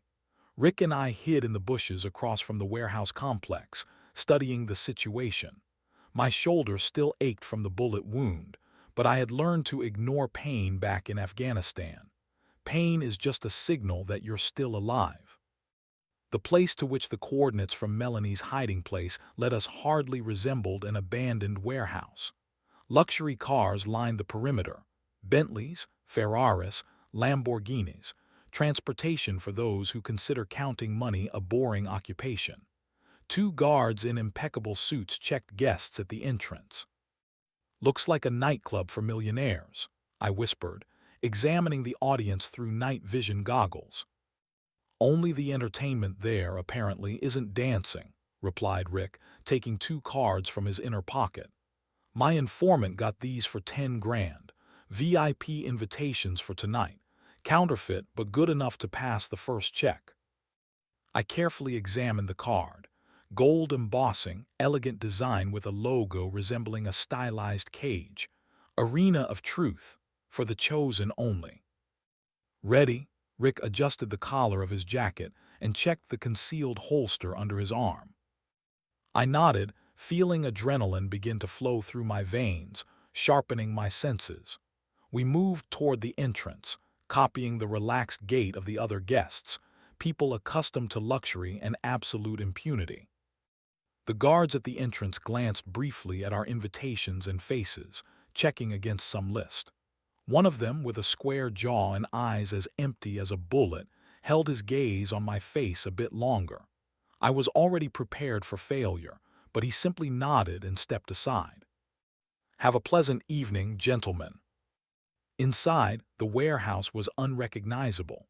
Someone had invested millions to transform an industrial space into something resembling the Roman Colosseum. In the center rose a metal cage, an octagon of steel bars on a raised platform. Around it were rows of seats rising in an amphitheater, with separate boxes for especially privileged guests. The smell here was strange, a mixture of expensive perfumes, alcohol, sweat, and something metallic: blood. I surveyed the space, noting the locations of surveillance cameras, exits, and security. There were many of them, strong men with military bearing, in dark suits, with earpieces and unmistakable bulges under their jackets. Professionals. "Let's split up," Rick whispered when we reached the spectator section. "I'll check the utility rooms, you stay here and observe. Radovich should appear." I nodded. Rick dissolved into the crowd of guests, and I took a seat in the third row from where both the cage and the main entrance were clearly visible. The audience around consisted predominantly of men, sleek, in expensive suits with predatory smiles. There were women, too, in evening gowns, adorned with jewels, with eyes hungry for spectacle. At the nearest box, I noticed a small terminal for betting. I realized when one of the guests swiped a card over it and selected something on the screen. Of course, what could be more exciting for a jaded rich man than betting on a person's life? My attention was drawn to several cameras aimed not at the ring but at the spectators. Strange. Usually surveillance cameras cover the perimeter, record what's happening in the arena. But why film the audience? The answer came suddenly. Insurance. They were recording the faces of everyone present. If someone decided to talk, the organizers would have compromising material on high-ranking guests enjoying a forbidden spectacle. Smart and very dangerous for us. Exactly at 10 o'clock, the lights went out. The hall plunged into darkness, filled with whispers of anticipation. Then a powerful spotlight illuminated the cage, and an amplified voice came from the speakers. "Ladies and gentlemen, welcome to the arena of truth." The crowd erupted in applause. A man in an impeccable white suit climbed onto the platform. Even from my seat, I could distinguish the scar crossing his left cheek, Viktor Radovich in person. "I welcome you, seekers of genuine reality," he continued, sweeping the hall with the confident gaze of a master of the situation. "Here, in this cage, we see the true essence of man, without rules, without limitations, without the hypocrisy of civilization. Only the will to win and the fear of death. Only truth." The audience applauded again. Radovich raised his hand, calling for silence. "Tonight we have a special evening. 4 fights, each more exciting than the previous one. And at the end, a special fight that many of you have been waiting for." I felt a chill inside. "A special fight, Jason." And now, allow me to introduce the first participants. The fights began. The first was between 2 fighters of medium build, a quick Filipino using eskrima technique and a massive Russian with a bull neck. The audience went wild watching them circle the cage, exchanging blows. After 15 minutes of fighting, the Russian fell unconscious, and the guards dragged him out by his feet, leaving a bloody trail on the sand. The Asian raised his arms in a victory gesture, but there was no joy in his eyes, only the emptiness of a survivor. The second fight was even more brutal. A young African-American against a gray-haired veteran with Marine Corps tattoos. The veteran moved slowly, but each of his blows was calculated for maximum damage. After a particularly powerful hook, the young fighter fell to his knees, and the old man, without hesitation, delivered a crushing blow to the back of his head. The crack of a broken vertebra was audible even through the roar of the crowd. The dead fighter was carried away, and his opponent received a stack of cash from Radovich. The audience went wild. Next to me, Some fat man in a crimson jacket jubilantly shook his pudgy fists, apparently having won a large bet on the veteran. I watched what was happening, feeling rage building inside, cold, calculating, giving strength. If Jason was here, I would get him out, whatever it cost. The third and fourth fights passed as if in a fog. I only noted that the level of brutality increased. In the last bout, the loser's both arms were broken and his knee shattered, turning him into a cripple. The crowd rewarded each injury with applause, as if watching a particularly successful operatic aria. When the latest unfortunate was carried from the arena, Radovich again stepped into the center of the cage. Silence fell, permeated with anticipation. "And now," he announced with a predator's smile, "the special fight, the entrance of our new champion." A tall man with a shaved head and bare torso covered in fresh scars was led into the cage. Even without seeing his face, I recognized my brother by his characteristic gait, light, almost dancing. But this was no longer the Jason I knew. My younger brother, lover of psychology books and quiet evenings, had been replaced by a fighter with cold eyes and a body transformed into a weapon. The audience exploded with welcoming shouts. Some spectators jumped to their feet, chanting, "Ghost! Ghost!" Apparently, my brother had already earned a reputation in this cursed arena. "Our rising champion," Radovich proudly announced, "a man who came from nowhere, defeating any opponent, the invincible Ghost." Into the opposite corner of the cage entered another fighter, a real giant with tattoos covering his entire body. Even compared to Jason, who had always been tall and athletic, this man looked like a monster. About 6 feet 7 inches tall, shoulders like a bull's, fists the size of my head. "And now his opponent," continued Radovich, "the butcher from Queens who has killed 3 in our arena. Place your bets." The terminals around the cage flashed, accepting the final bets. A gong sounded, and the fighters moved toward each other. I didn't take my eyes off Jason. His movements showed the confidence of a professional who knows his craft. He circled around his opponent, not making sudden movements, conserving energy. The giant, on the contrary, moved straightforwardly, clearly counting on ending the fight with one crushing blow. The butcher's first attack was lightning fast for a man of his size, a direct blow to the head capable of smashing a skull. Jason dodged with almost inhuman speed and delivered a series of strikes to the giant's ribs. The latter roared in pain but seemed only to become angrier. The next 5 minutes the opponents exchanged blows, probing each other's weaknesses. Jason took several powerful hits but remained standing. Then something unexpected happened. The giant executed a hold and lifted Jason above his head, clearly intending to slam him against the cage floor. I leaned forward, certain that my brother was about to be seriously injured. But Jason, twisting in midair, wrapped his legs around the opponent's neck and rotated, using the momentum of his fall against the giant. They crashed together, but Jason ended up on top, immediately locking the butcher's arm in a submission hold. There was a crunch of breaking bones, and the giant roared in pain. Jason didn't stop, freeing his arm. He delivered a series of precise blows to the opponent's jaw. After the third strike, the giant went limp. But Jason, as if not noticing that the fight was over, raised his fist for another blow, the final, deadly one. "Enough," came Radovich's voice, and Jason froze as if coming out of a trance. "We have a winner, the invincible Ghost." The crowd erupted in ovations. People jumped from their seats, throwing money into the cage, shouting my brother's name. And Jason stood in the midst of this madness with raised arms, covered in blood, his own and others, absorbing the crowd's energy. In his eyes swirled something dark that I had never seen before, an intoxication with power over life and death. At that moment, a woman in a form-fitting red dress approached the cage, Melanie. Jason leaned between the bars, and she passionately kissed him, like a victorious gladiator.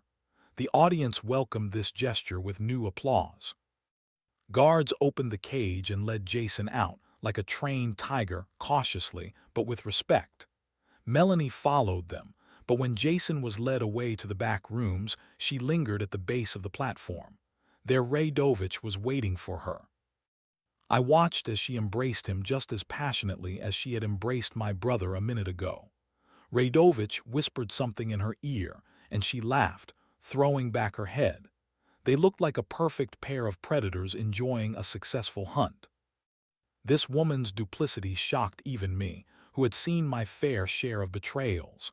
But I couldn't afford the luxury of anger or disgust. Not now.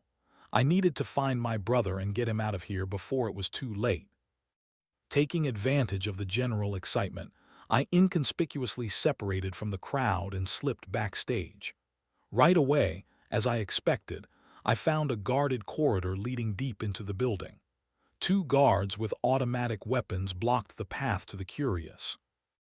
I retreated into the shadows and was considering ways to penetrate further when I felt someone's hand cover my mouth. I was sharply pulled into a dark room, and I was already about to attack the unknown assailant when I heard a familiar voice. "Quiet, it's me." "Rick," I took a breath, and he removed his hand. "Did you see?" I asked, trying to speak in a whisper though everything was boiling inside. "Did you see Jason? What they've done to him?" I saw. Rick was unusually serious. "Your brother, he doesn't look like a victim, Alex." I knew he was right, but it was painful to hear. "We need to find him," I said resolutely. "Talk to him." Rick nodded and took out a tablet.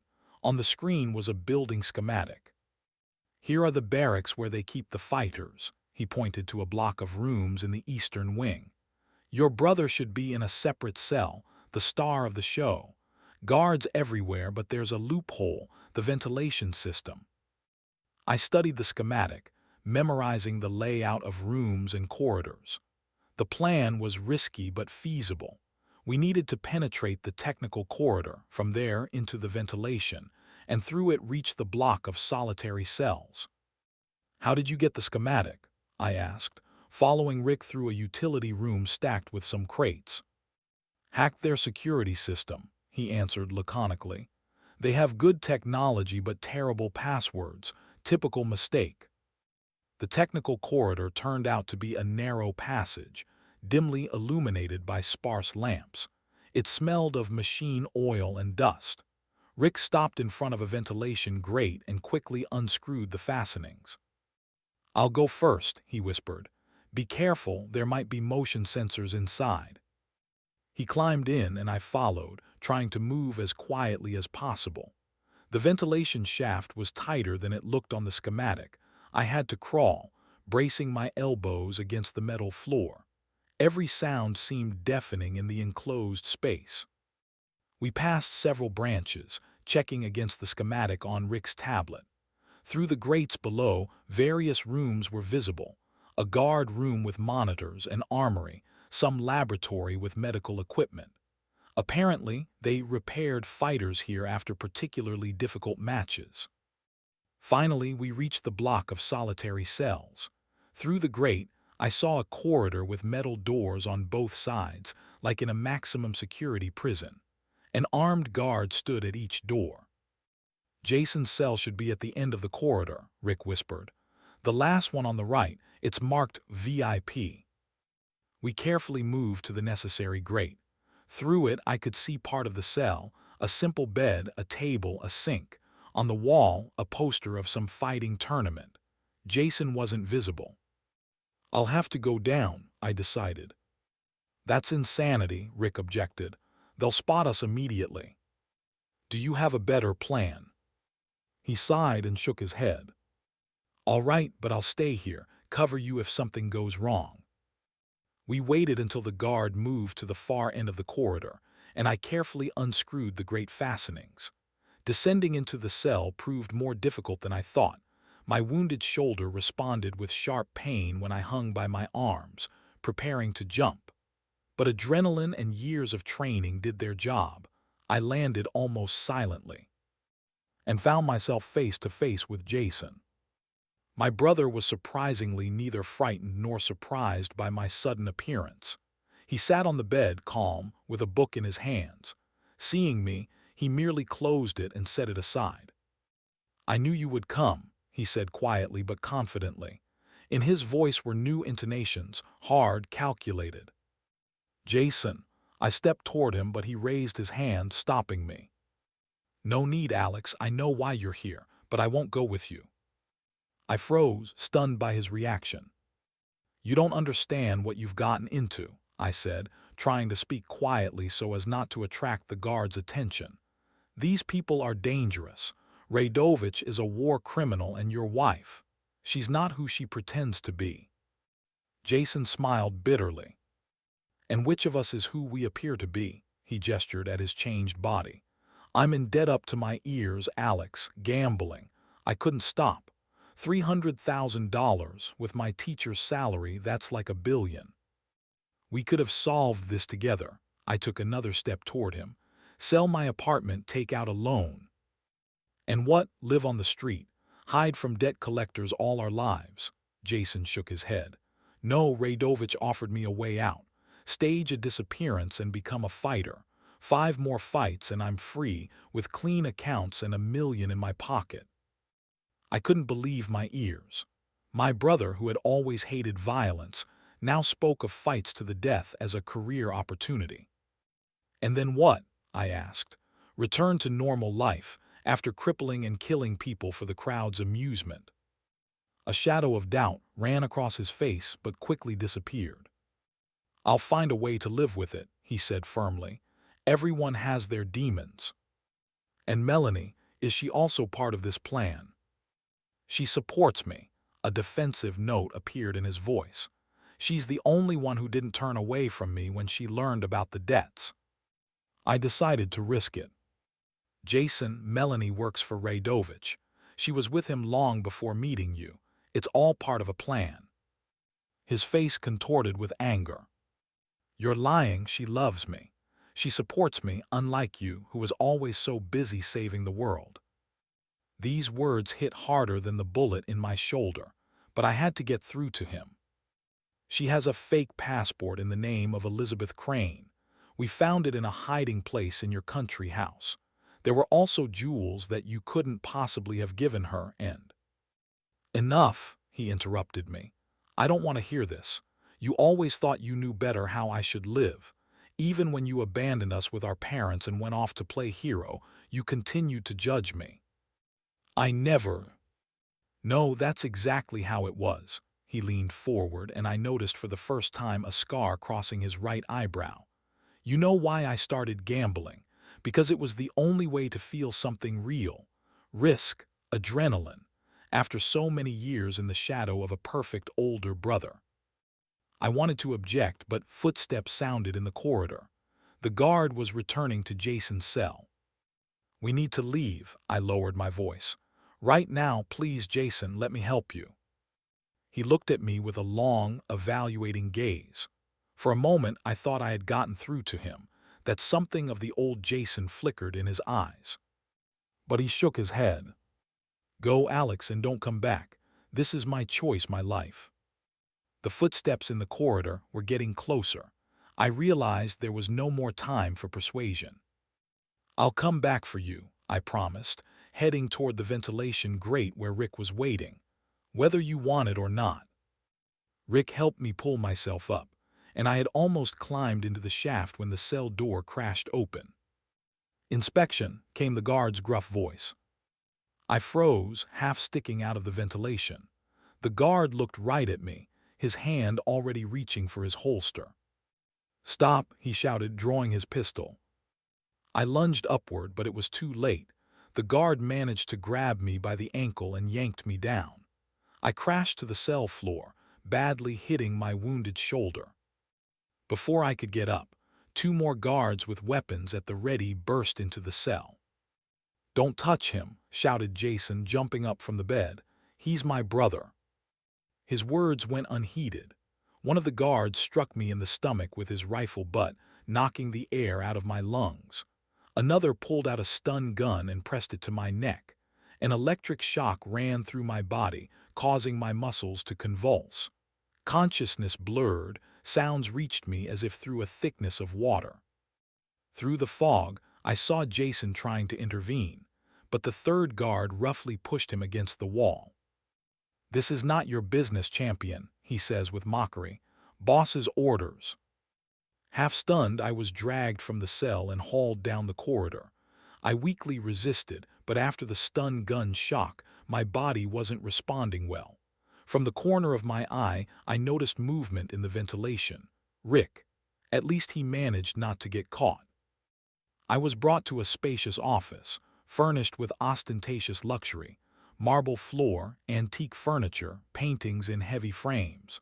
Amid all this splendor, at a desk of red wood sat Viktor Radovich, still in his impeccable white suit. "Alex Foster," he said, rising from behind the desk. "Demining specialist, the man who broke my career." He came closer, peering into my face. I could see every detail of his scar, an uneven, jagged gash from a grenade fragment. I remembered the day he got it. Back then, we were still on the same side. "You know, I should thank you," he continued as the guards held me in a vertical position. "If not for you, I'd still be languishing in the army, carrying out orders from idiots playing politics. And now I have all this." He swept his hand around the room. "Freedom, power, money. You did me a favor." I gathered all my strength and spat in his face. "You're sick, Radovich." His face didn't change. He just unhurriedly took a handkerchief from his pocket and wiped off the spit. "No, Alex, I'm not sick. The world is sick, pretending to be civilized while thirsting for blood and spectacle. I just satisfy the demand." He returned to his desk and sat down, placing his hands on the polished surface. "You know, I could kill you right now. It would be simple and boring." He thoughtfully tapped his fingers on the desk. "But I have a better idea, an idea that will make tomorrow evening unforgettable." I felt a chill inside, guessing what he was getting at. "Tomorrow you will fight your brother," Radovich announced. "To the death, or you both die here and now." "You're insane," I forced out. "Jason will never agree." "Oh, he will," Radovich smiled. "When he learns that your life depends on it, and his own, of course. The main prize, $1 million and freedom for the winner. Tempting, isn't it?" He rose and approached the window overlooking the arena, where workers were already preparing the cage for the next day. "You're a military man too, former sapper, elite unit. This will be a spectacle." In his voice sounded genuine enthusiasm. "Brotherhood blood, the very quintessence of my philosophy. When one has to choose between one's own life and the life of the closest person, what will each of us choose?" "We'll refuse," I said, though I realized how pathetic that sounded. "Then you'll both die today," Radovich shrugged. "And other fighters will enter the arena. Business won't stop, but it would be a shame to miss such a—" He paused, searching for the word, "such an experiment." He nodded to the guards. "Take him to the cell opposite his brothers. Let them admire each other through the bars. Think about tomorrow." I was dragged back down the corridor to another cell located directly across from Jason's. Inside was the same Spartan furnishing: a bed, a table, a sink. The guards threw me on the floor and slammed the door. When the sound of their footsteps died away, I struggled to my feet and approached the bars. Opposite, in his cell, stood Jason. Our gazes met across the corridor. "What did they tell you?" he asked quietly. "Tomorrow we have to fight, to the death, or they'll kill us both today." He nodded, as if expecting this. "This was always his plan," he said. "From the very beginning, to make us kill each other." "We'll find a way out," I said, grasping the bars. "Rick is free, we still have a chance." Jason looked at me with a long gaze. In his eyes swirled a mixture of fatigue, fear, and some determination. "Each of us always thought we knew best," he said finally. "Maybe it's time to truly get to know each other, even if this is our last day." I nodded, not trusting my voice. Standing behind the bars opposite was my younger brother, exhausted, changed beyond recognition, but still Jason. And I swore to myself that I would get him out of here, whatever it cost. Even if I had to face him in that cursed arena. Even if I had to die so he could live.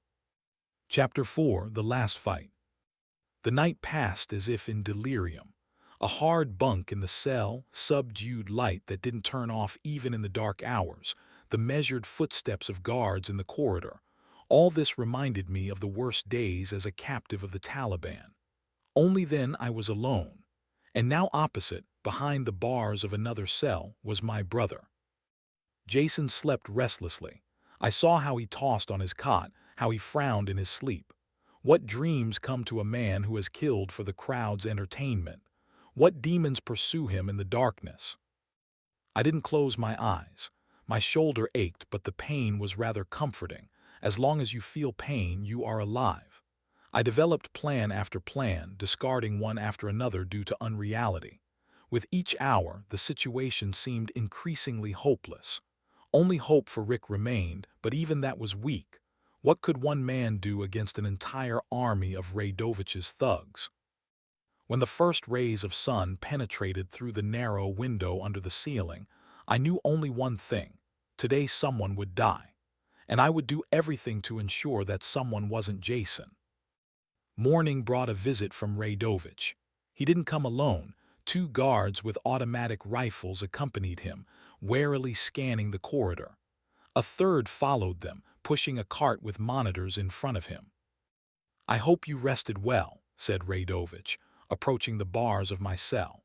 The white suit had been replaced by a dark blue one, but on the lapel still gleamed a gold pin with the emblem of the special unit where we once served together. An irony that made me sick. "Why all these complications, Victor?" I asked, coming closer. "If you want to kill me, just do it." Radovich smiled, and as always this smile didn't reach his eyes. "Killing you would be too simple, Alex, and not instructive enough," he nodded to the guard, who turned the monitor toward me. "I know you. You're one of those people who would rather die themselves than harm someone close, and this makes my experiment especially interesting." On the screen appeared an image from a surveillance camera, a residential street along which a mail van slowly drives.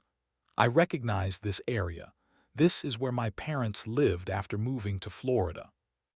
"What is this?" I asked, though I already guessed. "Look here," Radovich opened another recording on his tablet. "This happened last month." On the screen, they showed another clip. The same mail van, the same street, but this time the vehicle suddenly loses control and crashes into a roadside tree. The frame doesn't show the details of the accident, but from the nature of the collision, I understood that the driver likely didn't survive. "And this," Radovich switched to a third clip, "happened 2 weeks ago." A new recording. A military man leaves a bar, gets into a car, drives several blocks, then a truck cuts him off. The car flies off the road, flips over, and catches fire. I felt a chill inside. "That's Sergeant Carter," I mumbled, "and Captain Welsh." "Exactly," Radovich nodded. "Your former comrades in arms. What a strange coincidence, isn't it? Especially considering that these people testified against me, along with you." He switched the image back to the live broadcast from my parents' street. "I have long arms, Alex, and a very, very long memory. Either you fight your brother today, or the list of victims will be supplemented by your parents and everyone dear to you." My vision darkened. I lunged at the bars, grabbing them so tightly that my knuckles turned white. "You bastard, if you touch my parents." "What? You'll kill me?" Radovich laughed. "I'm afraid for that you'll first have to get out of here, and the only way to do that is to defeat your brother tonight." I helplessly lowered my hands. All this had been planned from the very beginning. Jason, just a pawn in his game, a means to get to me. I turned my gaze to the cell opposite. Jason stood behind the bars, silently observing our conversation. "Even if I agree," I said quietly, "what's to stop you from killing them afterwards?" My word, Radovich placed his hand on his heart in a theatrical gesture. I may be many things, but I always keep my word. If you fight your brother, your parents will remain untouched. He paused. At least, as long as it doesn't become disadvantageous. This was the best I could hope for, buying time, a chance to at least try to save my parents after, if there would be an after. Fine, I said, I'll fight. Excellent, Radovich looked pleased. At 6 in the evening you'll be taken to the arena. Make a good show, Alex, don't disappoint me. He turned to leave, but then, as if remembering something, looked back. By the way, your friend, Private Detective Rick Sommers. Radovich smiled, seeing how I tensed. Don't worry, he's alive, for now, but my men are watching him. If he makes even one call to the police, he's a dead man, and after him, your parents. With these words he left, leaving me with a heavy stone in my chest. Hope for Rick's help was fading with each second. When Radovich's footsteps died away, I met Jason's gaze. Did you hear? I asked. He nodded. Radovich always gets what he wants, he replied in a lifeless voice. I should have understood that earlier. In his eyes I saw a reflection of my own despair. We were both cornered, and there seemed to be no way out. The hours dragged on painfully slowly. Guards brought us food, some tasteless porridge that I could barely swallow. Jason also hardly touched his portion. We exchanged brief phrases across the corridor, trying not to attract the attention of surveillance cameras, but there was almost nothing to say. What can you tell a brother you're being forced to fight to the death? Toward evening, when the shadows from the bars began to lengthen on the floor, footsteps sounded in the corridor. I expected to see guards coming to lead us to the arena, but instead, Melanie appeared at my cell. She was stunningly beautiful in a form-fitting black dress with a plunging neckline. Hair perfectly styled, makeup flawless, around her neck, a diamond necklace that I had seen in the hiding place under the floorboard of the country house. Leave us, she ordered the guards. They exchanged glances but obeyed, stepping back several meters out of earshot. Come to enjoy the sight of a fallen enemy, I asked, not hiding my contempt. She smiled, and this smile was simultaneously seductive and poisonous. I came to offer you one last night of pleasure before death, she purred, pressing against the bars so that I could smell her perfume. You're a man, Alex, just like all the rest, with the same needs. I shuddered with disgust. Have you fallen so low that you're ready to sleep with the brother of a man you call your husband? Husband, lover, these are just words, she shrugged with feigned indifference. Radovich didn't mind either, he even said it was spicy. Melanie's fingers slid along the bars like snakes. I always liked you more than Jason. There's something dangerous about you, broken, it's exciting. I looked into her eyes, cold, calculating. Now I saw the real Melanie without the mask of a devoted wife. Why are you doing this? I asked. What's it all for? Something in my voice made her change tactics. She stepped back from the bars, and the seductress disappeared, yielding to a businesswoman. You'll never understand, she answered. You were born into a normal family with parents who loved you, with prospects, with opportunities. And you. Her face distorted, showing for a moment the pain that hid behind the beautiful facade. I grew up in a trailer park where my mother brought home a new daddy every week, Melanie's voice hardened. Do you know what it's like to go hungry? To wear clothes someone else threw away? To hide in a closet because mom's new friend decided a 12-year-old girl was old enough to have fun? I was silent, not knowing what to answer. I swore to myself I'd get out of there at any cost, she continued. And you know what? I'm almost at the goal. Melanie smiled, but there was nothing human in this smile. Your brother was just a means to infiltrate the circles of wealthy players. I myself found him creditors who drove him into debt. I clenched my hands into fists, feeling rage rising. You never loved him. This wasn't a question but a statement. Love, she laughed, and this laugh was like the sound of breaking glass. You're as naive as your brother. Love is a luxury for losers, for those who can afford to be weak. And Radovich, do you love him? Melanie tilted her head, thinking. No, but he understands me. He knows what it means to fight for survival, knows the value of power. She approached the bars closer. Radovich promised me a share and a place beside him if I found him new fighters. Jason turned out to be a gold mine, natural talent. And now I'll have a brother's duel. Can you imagine how much money this will bring? I silently looked at her. Meanwhile, my hand found in my pocket a small device the size of a button, an implant voice recorder that I always carried since my service days, an old military habit that proved invaluable. Is there really not a drop of conscience in you? I asked, turning on the recording with an inconspicuous movement of my finger. Melanie laughed again. Conscience is a luxury for losers, she repeated, not suspecting that her every word was being recorded. You and your brother will die today, one by the other's hand. What irony! And I'll stand next to Radovich, counting money from the bets. She leaned toward the bars, lowering her voice to a whisper. And you know what's funniest? Radovich hates you much more than you can imagine. This isn't just business, it's a personal vendetta. He spent years planning how to make you suffer. Jason was just the perfect bait. She pulled back, hearing the footsteps of returning guards. Final offer, said Melanie, returning to the role of a seductress. One last night of pleasure before death. Go to hell, I hissed. She shrugged, not at all offended. Your choice. See you in the arena, Alex.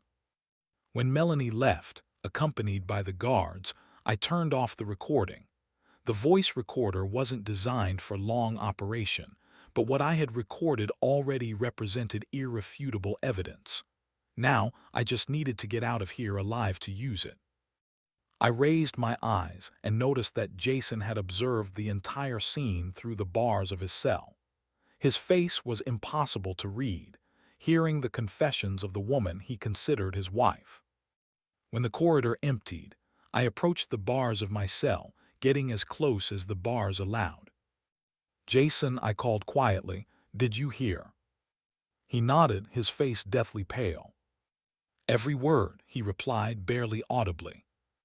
I took out the voice recorder and showed it to him. I have a recording of her confession, I said. We need to get out of here and pass it to the police. It's the only way to stop Radovich. Jason approached his bars, clutching the rods as if he wanted to bend them with his bare hands. I was such an idiot, he whispered, blind, pathetic idiot. He hit the metal with his fist so hard that his knuckles were bloodied. I loved her, Alex, really loved her. I know, I wished I could get closer, put a hand on my brother's shoulder, comfort him, but we were separated by bars and a corridor. She used all of us. You, me, even Radovich. She's a professional manipulator. Jason raised his eyes, and in them swirled a mixture of pain and rage. What do we do? He asked. The guards are too strong, cameras everywhere. I examined the corridor cameras ourselves. A plan began to form in my head, insane, almost impossible to execute, but it was our only chance. The only moment when we can do something is during the fight when they take us out of the cells. I spoke quickly and quietly, trying to ensure the cameras didn't record my words. If we try to escape before that, they'll just shoot us. But in the arena... In the arena, there are armed guards around the perimeter, Jason objected. And the audience, they'd rather shoot everyone than let us escape. But we have an advantage. I leaned even closer to the bars. Radovich wants a show, a spectacular show, so we need to give him one, but on our terms. Jason watched me carefully, beginning to understand what I was getting at. A pretend fight, he whispered, and then a sudden attack on the guards. I nodded. We need to make the fight realistic enough that Radovich doesn't suspect a ruse. You'll attack me seriously, I'll defend myself. At a certain point, you'll execute a submission hold, pretend to break my arm. And then, When everyone expects the finishing blow, we'll attack the guards at the cage together. The element of surprise will be on our side, if we manage to get hold of weapons. Jason thought about it. This is madness, he said finally, but we have no other option. The next hour we spent developing the details of the plan. Jason, as the more experienced fighter, explained to me what techniques he would use so I could react accordingly. We discussed exactly how he would break my arm to make it look convincing from the outside without causing real harm. "What if Rick does come to the rescue?" asked Jason. "You said he remained free." I shook my head. "We can't count on that. Radovich said they're watching him. If he tries to contact the police, they'll kill him." I paused. "No, we have to act as if there will be no outside help."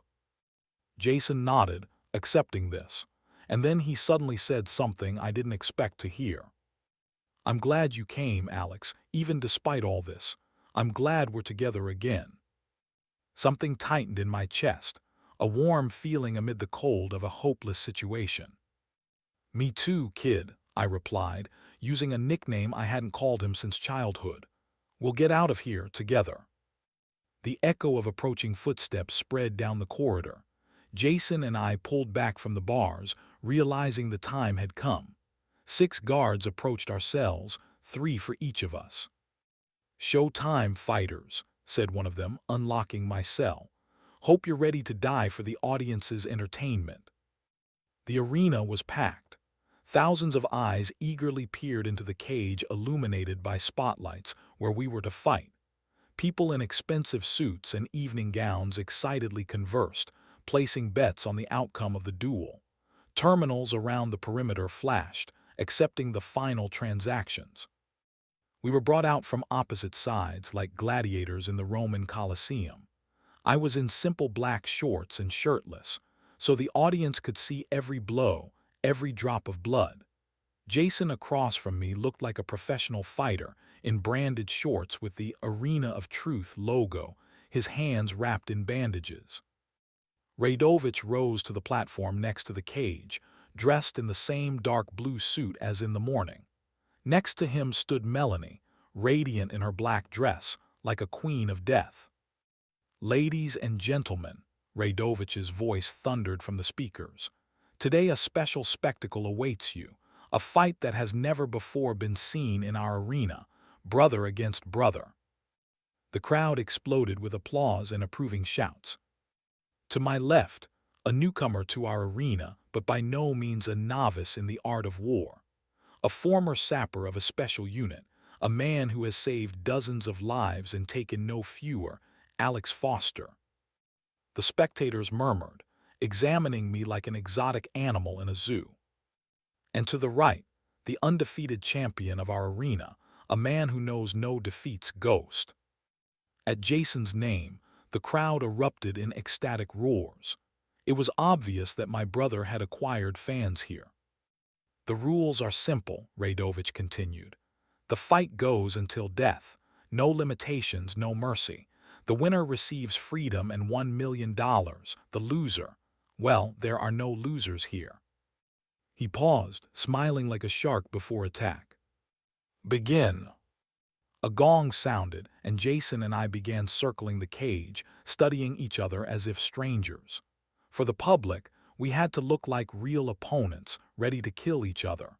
For the surveillance cameras, too. I made the first lunge, not too fast, not too strong. Jason easily evaded it as we had planned. Then came his attack, a series of quick blows that I blocked, letting only the last one through to make it look plausible. The blow landed on my shoulder, not accidentally on the one that was already injured. Pain flared with new intensity, but I suppressed a cry, just bared my teeth, showing the audience that the fight would be tough. We exchanged blows, gradually increasing the intensity. Blood from a cut eyebrow dripped into my eyes. Jason's lips were also split. From the outside, it must have looked like we were fighting for life and death. "They don't believe it," whispered Jason when we closed in a clinch. "The fight isn't brutal enough." I glanced briefly at Radovich. He did indeed look displeased, saying something into a portable radio. Suddenly, two guards brought Melanie onto the platform and placed a gun to her temple.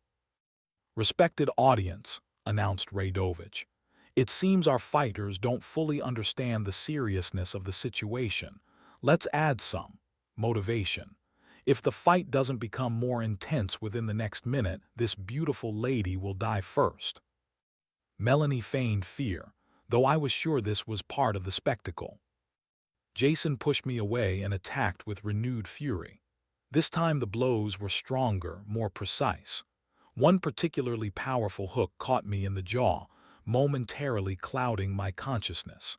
I fell to my knees, and Jason immediately executed a hold, twisting my arm behind my back. "On the count of 3, he whispered. From the side it looked like he was growling in my ear. I barely noticeably nodded. 1. I tensed, preparing for a lunge. 2. My eyes met Radovich's beyond the cage. He was smiling, anticipating my pain. 3. Instead of breaking my arm, Jason abruptly released me and turned to the nearest guard at the cage. I, not losing a second, rushed to the opposite side, where another guard stood. We attacked simultaneously, catching them by surprise. Jason delivered a powerful kick between the bars, hitting the guard in the solar plexus. The man doubled over, and Jason wrenched the pistol from his hands. I was less successful. My guard managed to jump back, but I still grabbed his arm and yanked him toward me, smashing his head into the metal bars. Stunned, he dropped his weapon and I picked it up. It all happened in seconds. The audience, not understanding what was going on, continued to applaud, thinking this was part of the show. Radovich realized first. His face twisted with rage, and he shouted into the radio, "Shoot to kill them both." At that moment the lights went out. The arena plunged into darkness, only emergency lamps dimly illuminating the chaos that engulfed the hall. People screamed, pushed, trying to find exits. "Rick," I whispered, realizing this was his doing. Jason ran to the cage door and shot the lock. The door swung open, and we broke free, holding our pistols at the ready. "We need to find an exit," Jason shouted through the noise of panic. "Radovich first," I replied. "He can't be left free." We made our way through the crowd, trying to stay in the shadows. Guards fired randomly, creating more noise than real threat. Panicking guests scattered in all directions, creating perfect cover. Yet we couldn't catch Radovich off guard. When we reached the exit from the arena, his massive figure blocked our path. In one hand he held a pistol, in the other, Melanie, using her as a human shield. "How touching," he hissed. "The brothers reunited against a common enemy. Too bad your story will end here and now." "Drop the weapon, Radovich," I said, aiming at his head.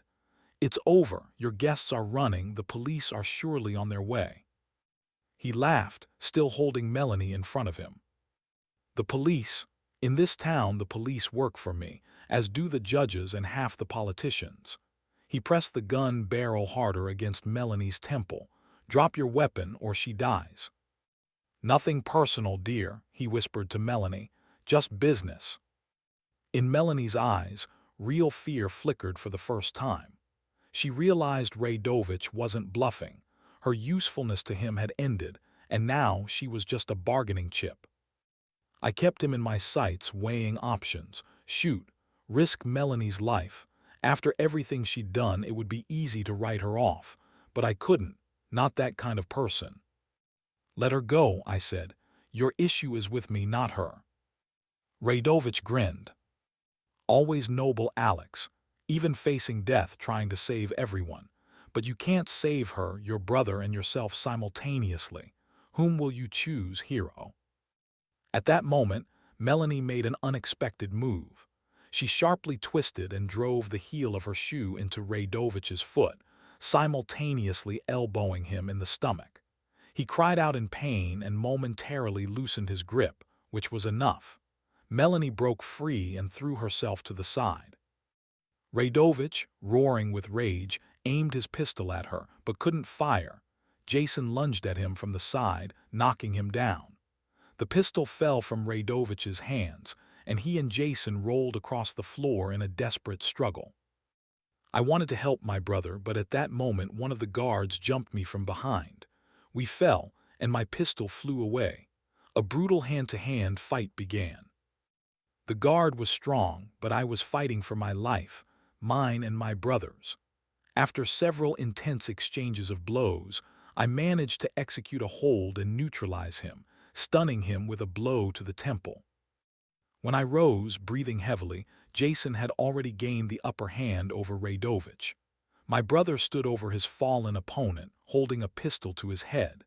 In Jason's eyes burned a fire I had never seen before, a thirst for revenge, a desire to kill. "Jason," I called out, "don't, he's not worth it." "He made me kill Alex," Jason's voice trembled. "Turned me into a monster, used me, betrayed me." Radovich looked up at Jason, and there was no fear in his gaze, only cold calculation. He knew what he was doing. "Go on, boy," he hissed. "Prove that you really are what I made you, a killer, a beast in human skin." Jason's finger tensed on the trigger. "Jason, no." I came closer. "If you kill him, he wins. This is exactly what he wants, for you to become like him." Jason hesitated. His hand with the pistol trembled slightly. "I'm already like him," he whispered. "I killed people in this arena you saw." "You've always been better than I am," I said, taking another step toward him. "Kinder, more human. Don't let him take that from you." Suddenly, a loud voice came from the speakers. "Attention everyone, the building is surrounded by police. Drop your weapons." I turned and saw Rick accompanied by a dozen police officers bursting through the main entrance. At that moment, Radovich, taking advantage of the confusion, suddenly jumped up and lunged at Jason. They again locked in combat, and the pistol fell from my brother's hands. I rushed to them, but it was too late. Radovich pulled out a small knife from somewhere and raised it against Jason. Seeing that I wouldn't make it in time, I did the only thing I could. I jumped between them, shielding my brother with my body. Pain pierced my shoulder as the blade entered my flesh.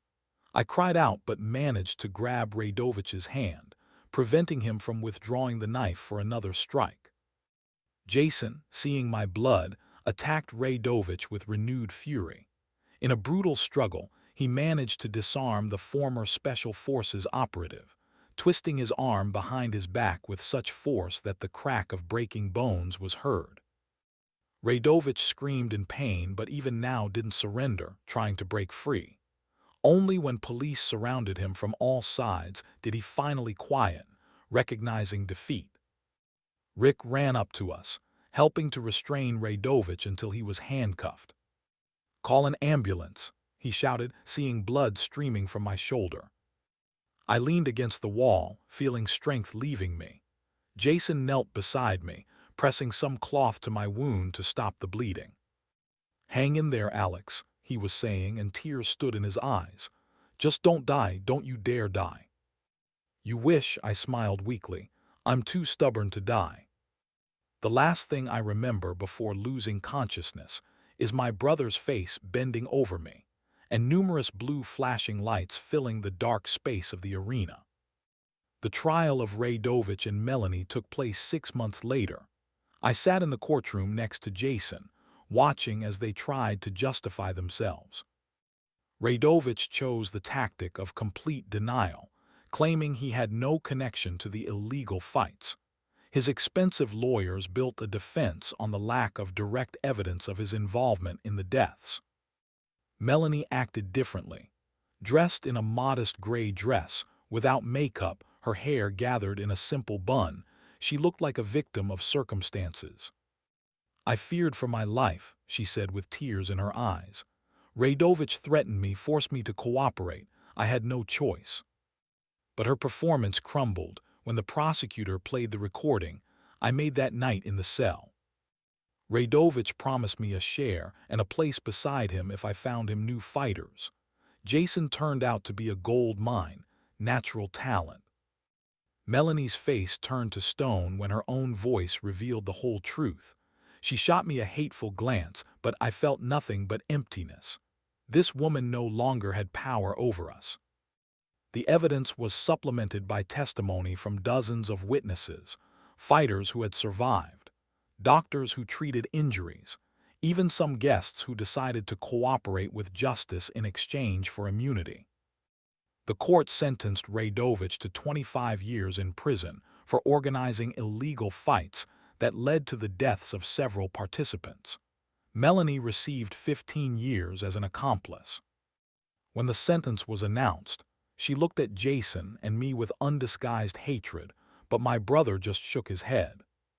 "You lost back then," he said quietly, so that only she could hear, "when you decided you could destroy what brotherhood means."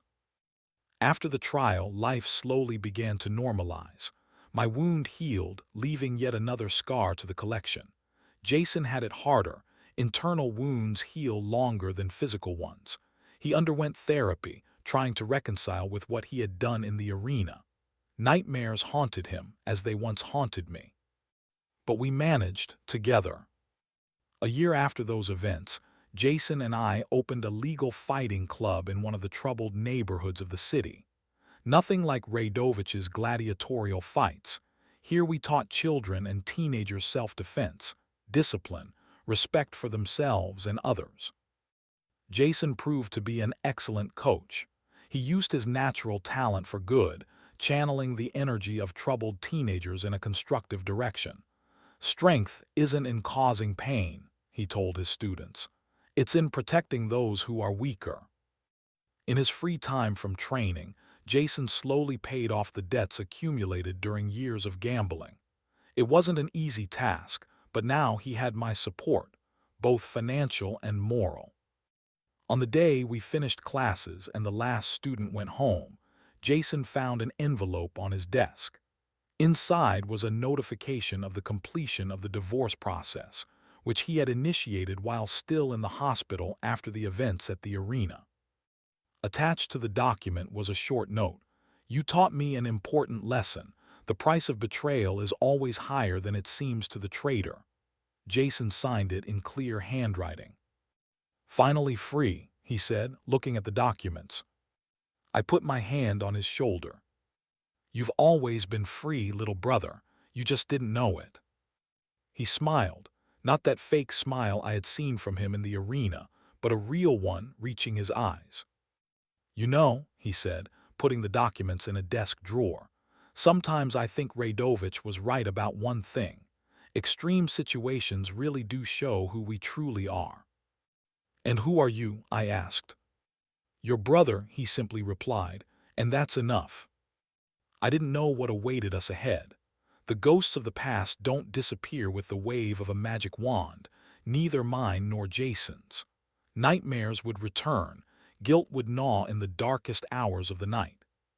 But now we had an anchor in each other. And as long as we remained brothers not only by blood but also in spirit, no Radovich in the world could break us. I remembered the dark cell across from Jason's, our whispers through the bars, the escape plan, the desperate fight for life. All this seemed like a distant dream, a nightmare from which we had finally awakened. And somewhere in a maximum security prison, Melanie sat in her cell, alone. Her beauty had faded, her ambitions shattered against the cold walls.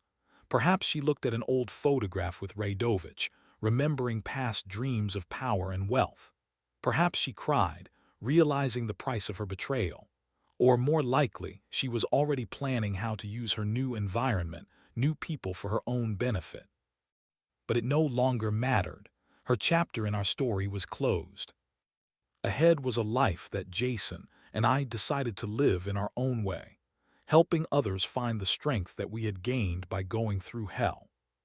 "Let's go home," said Jason, turning off the lights in the hall. "Lots of work tomorrow." I nodded, and we walked out together into the warm summer evening, leaving behind the shadows of the past and looking toward a future that, despite everything, promised to be bright. If you enjoyed this story, please support the author with a like, subscribe to the channel, and share your emotions in the comments. Thank you.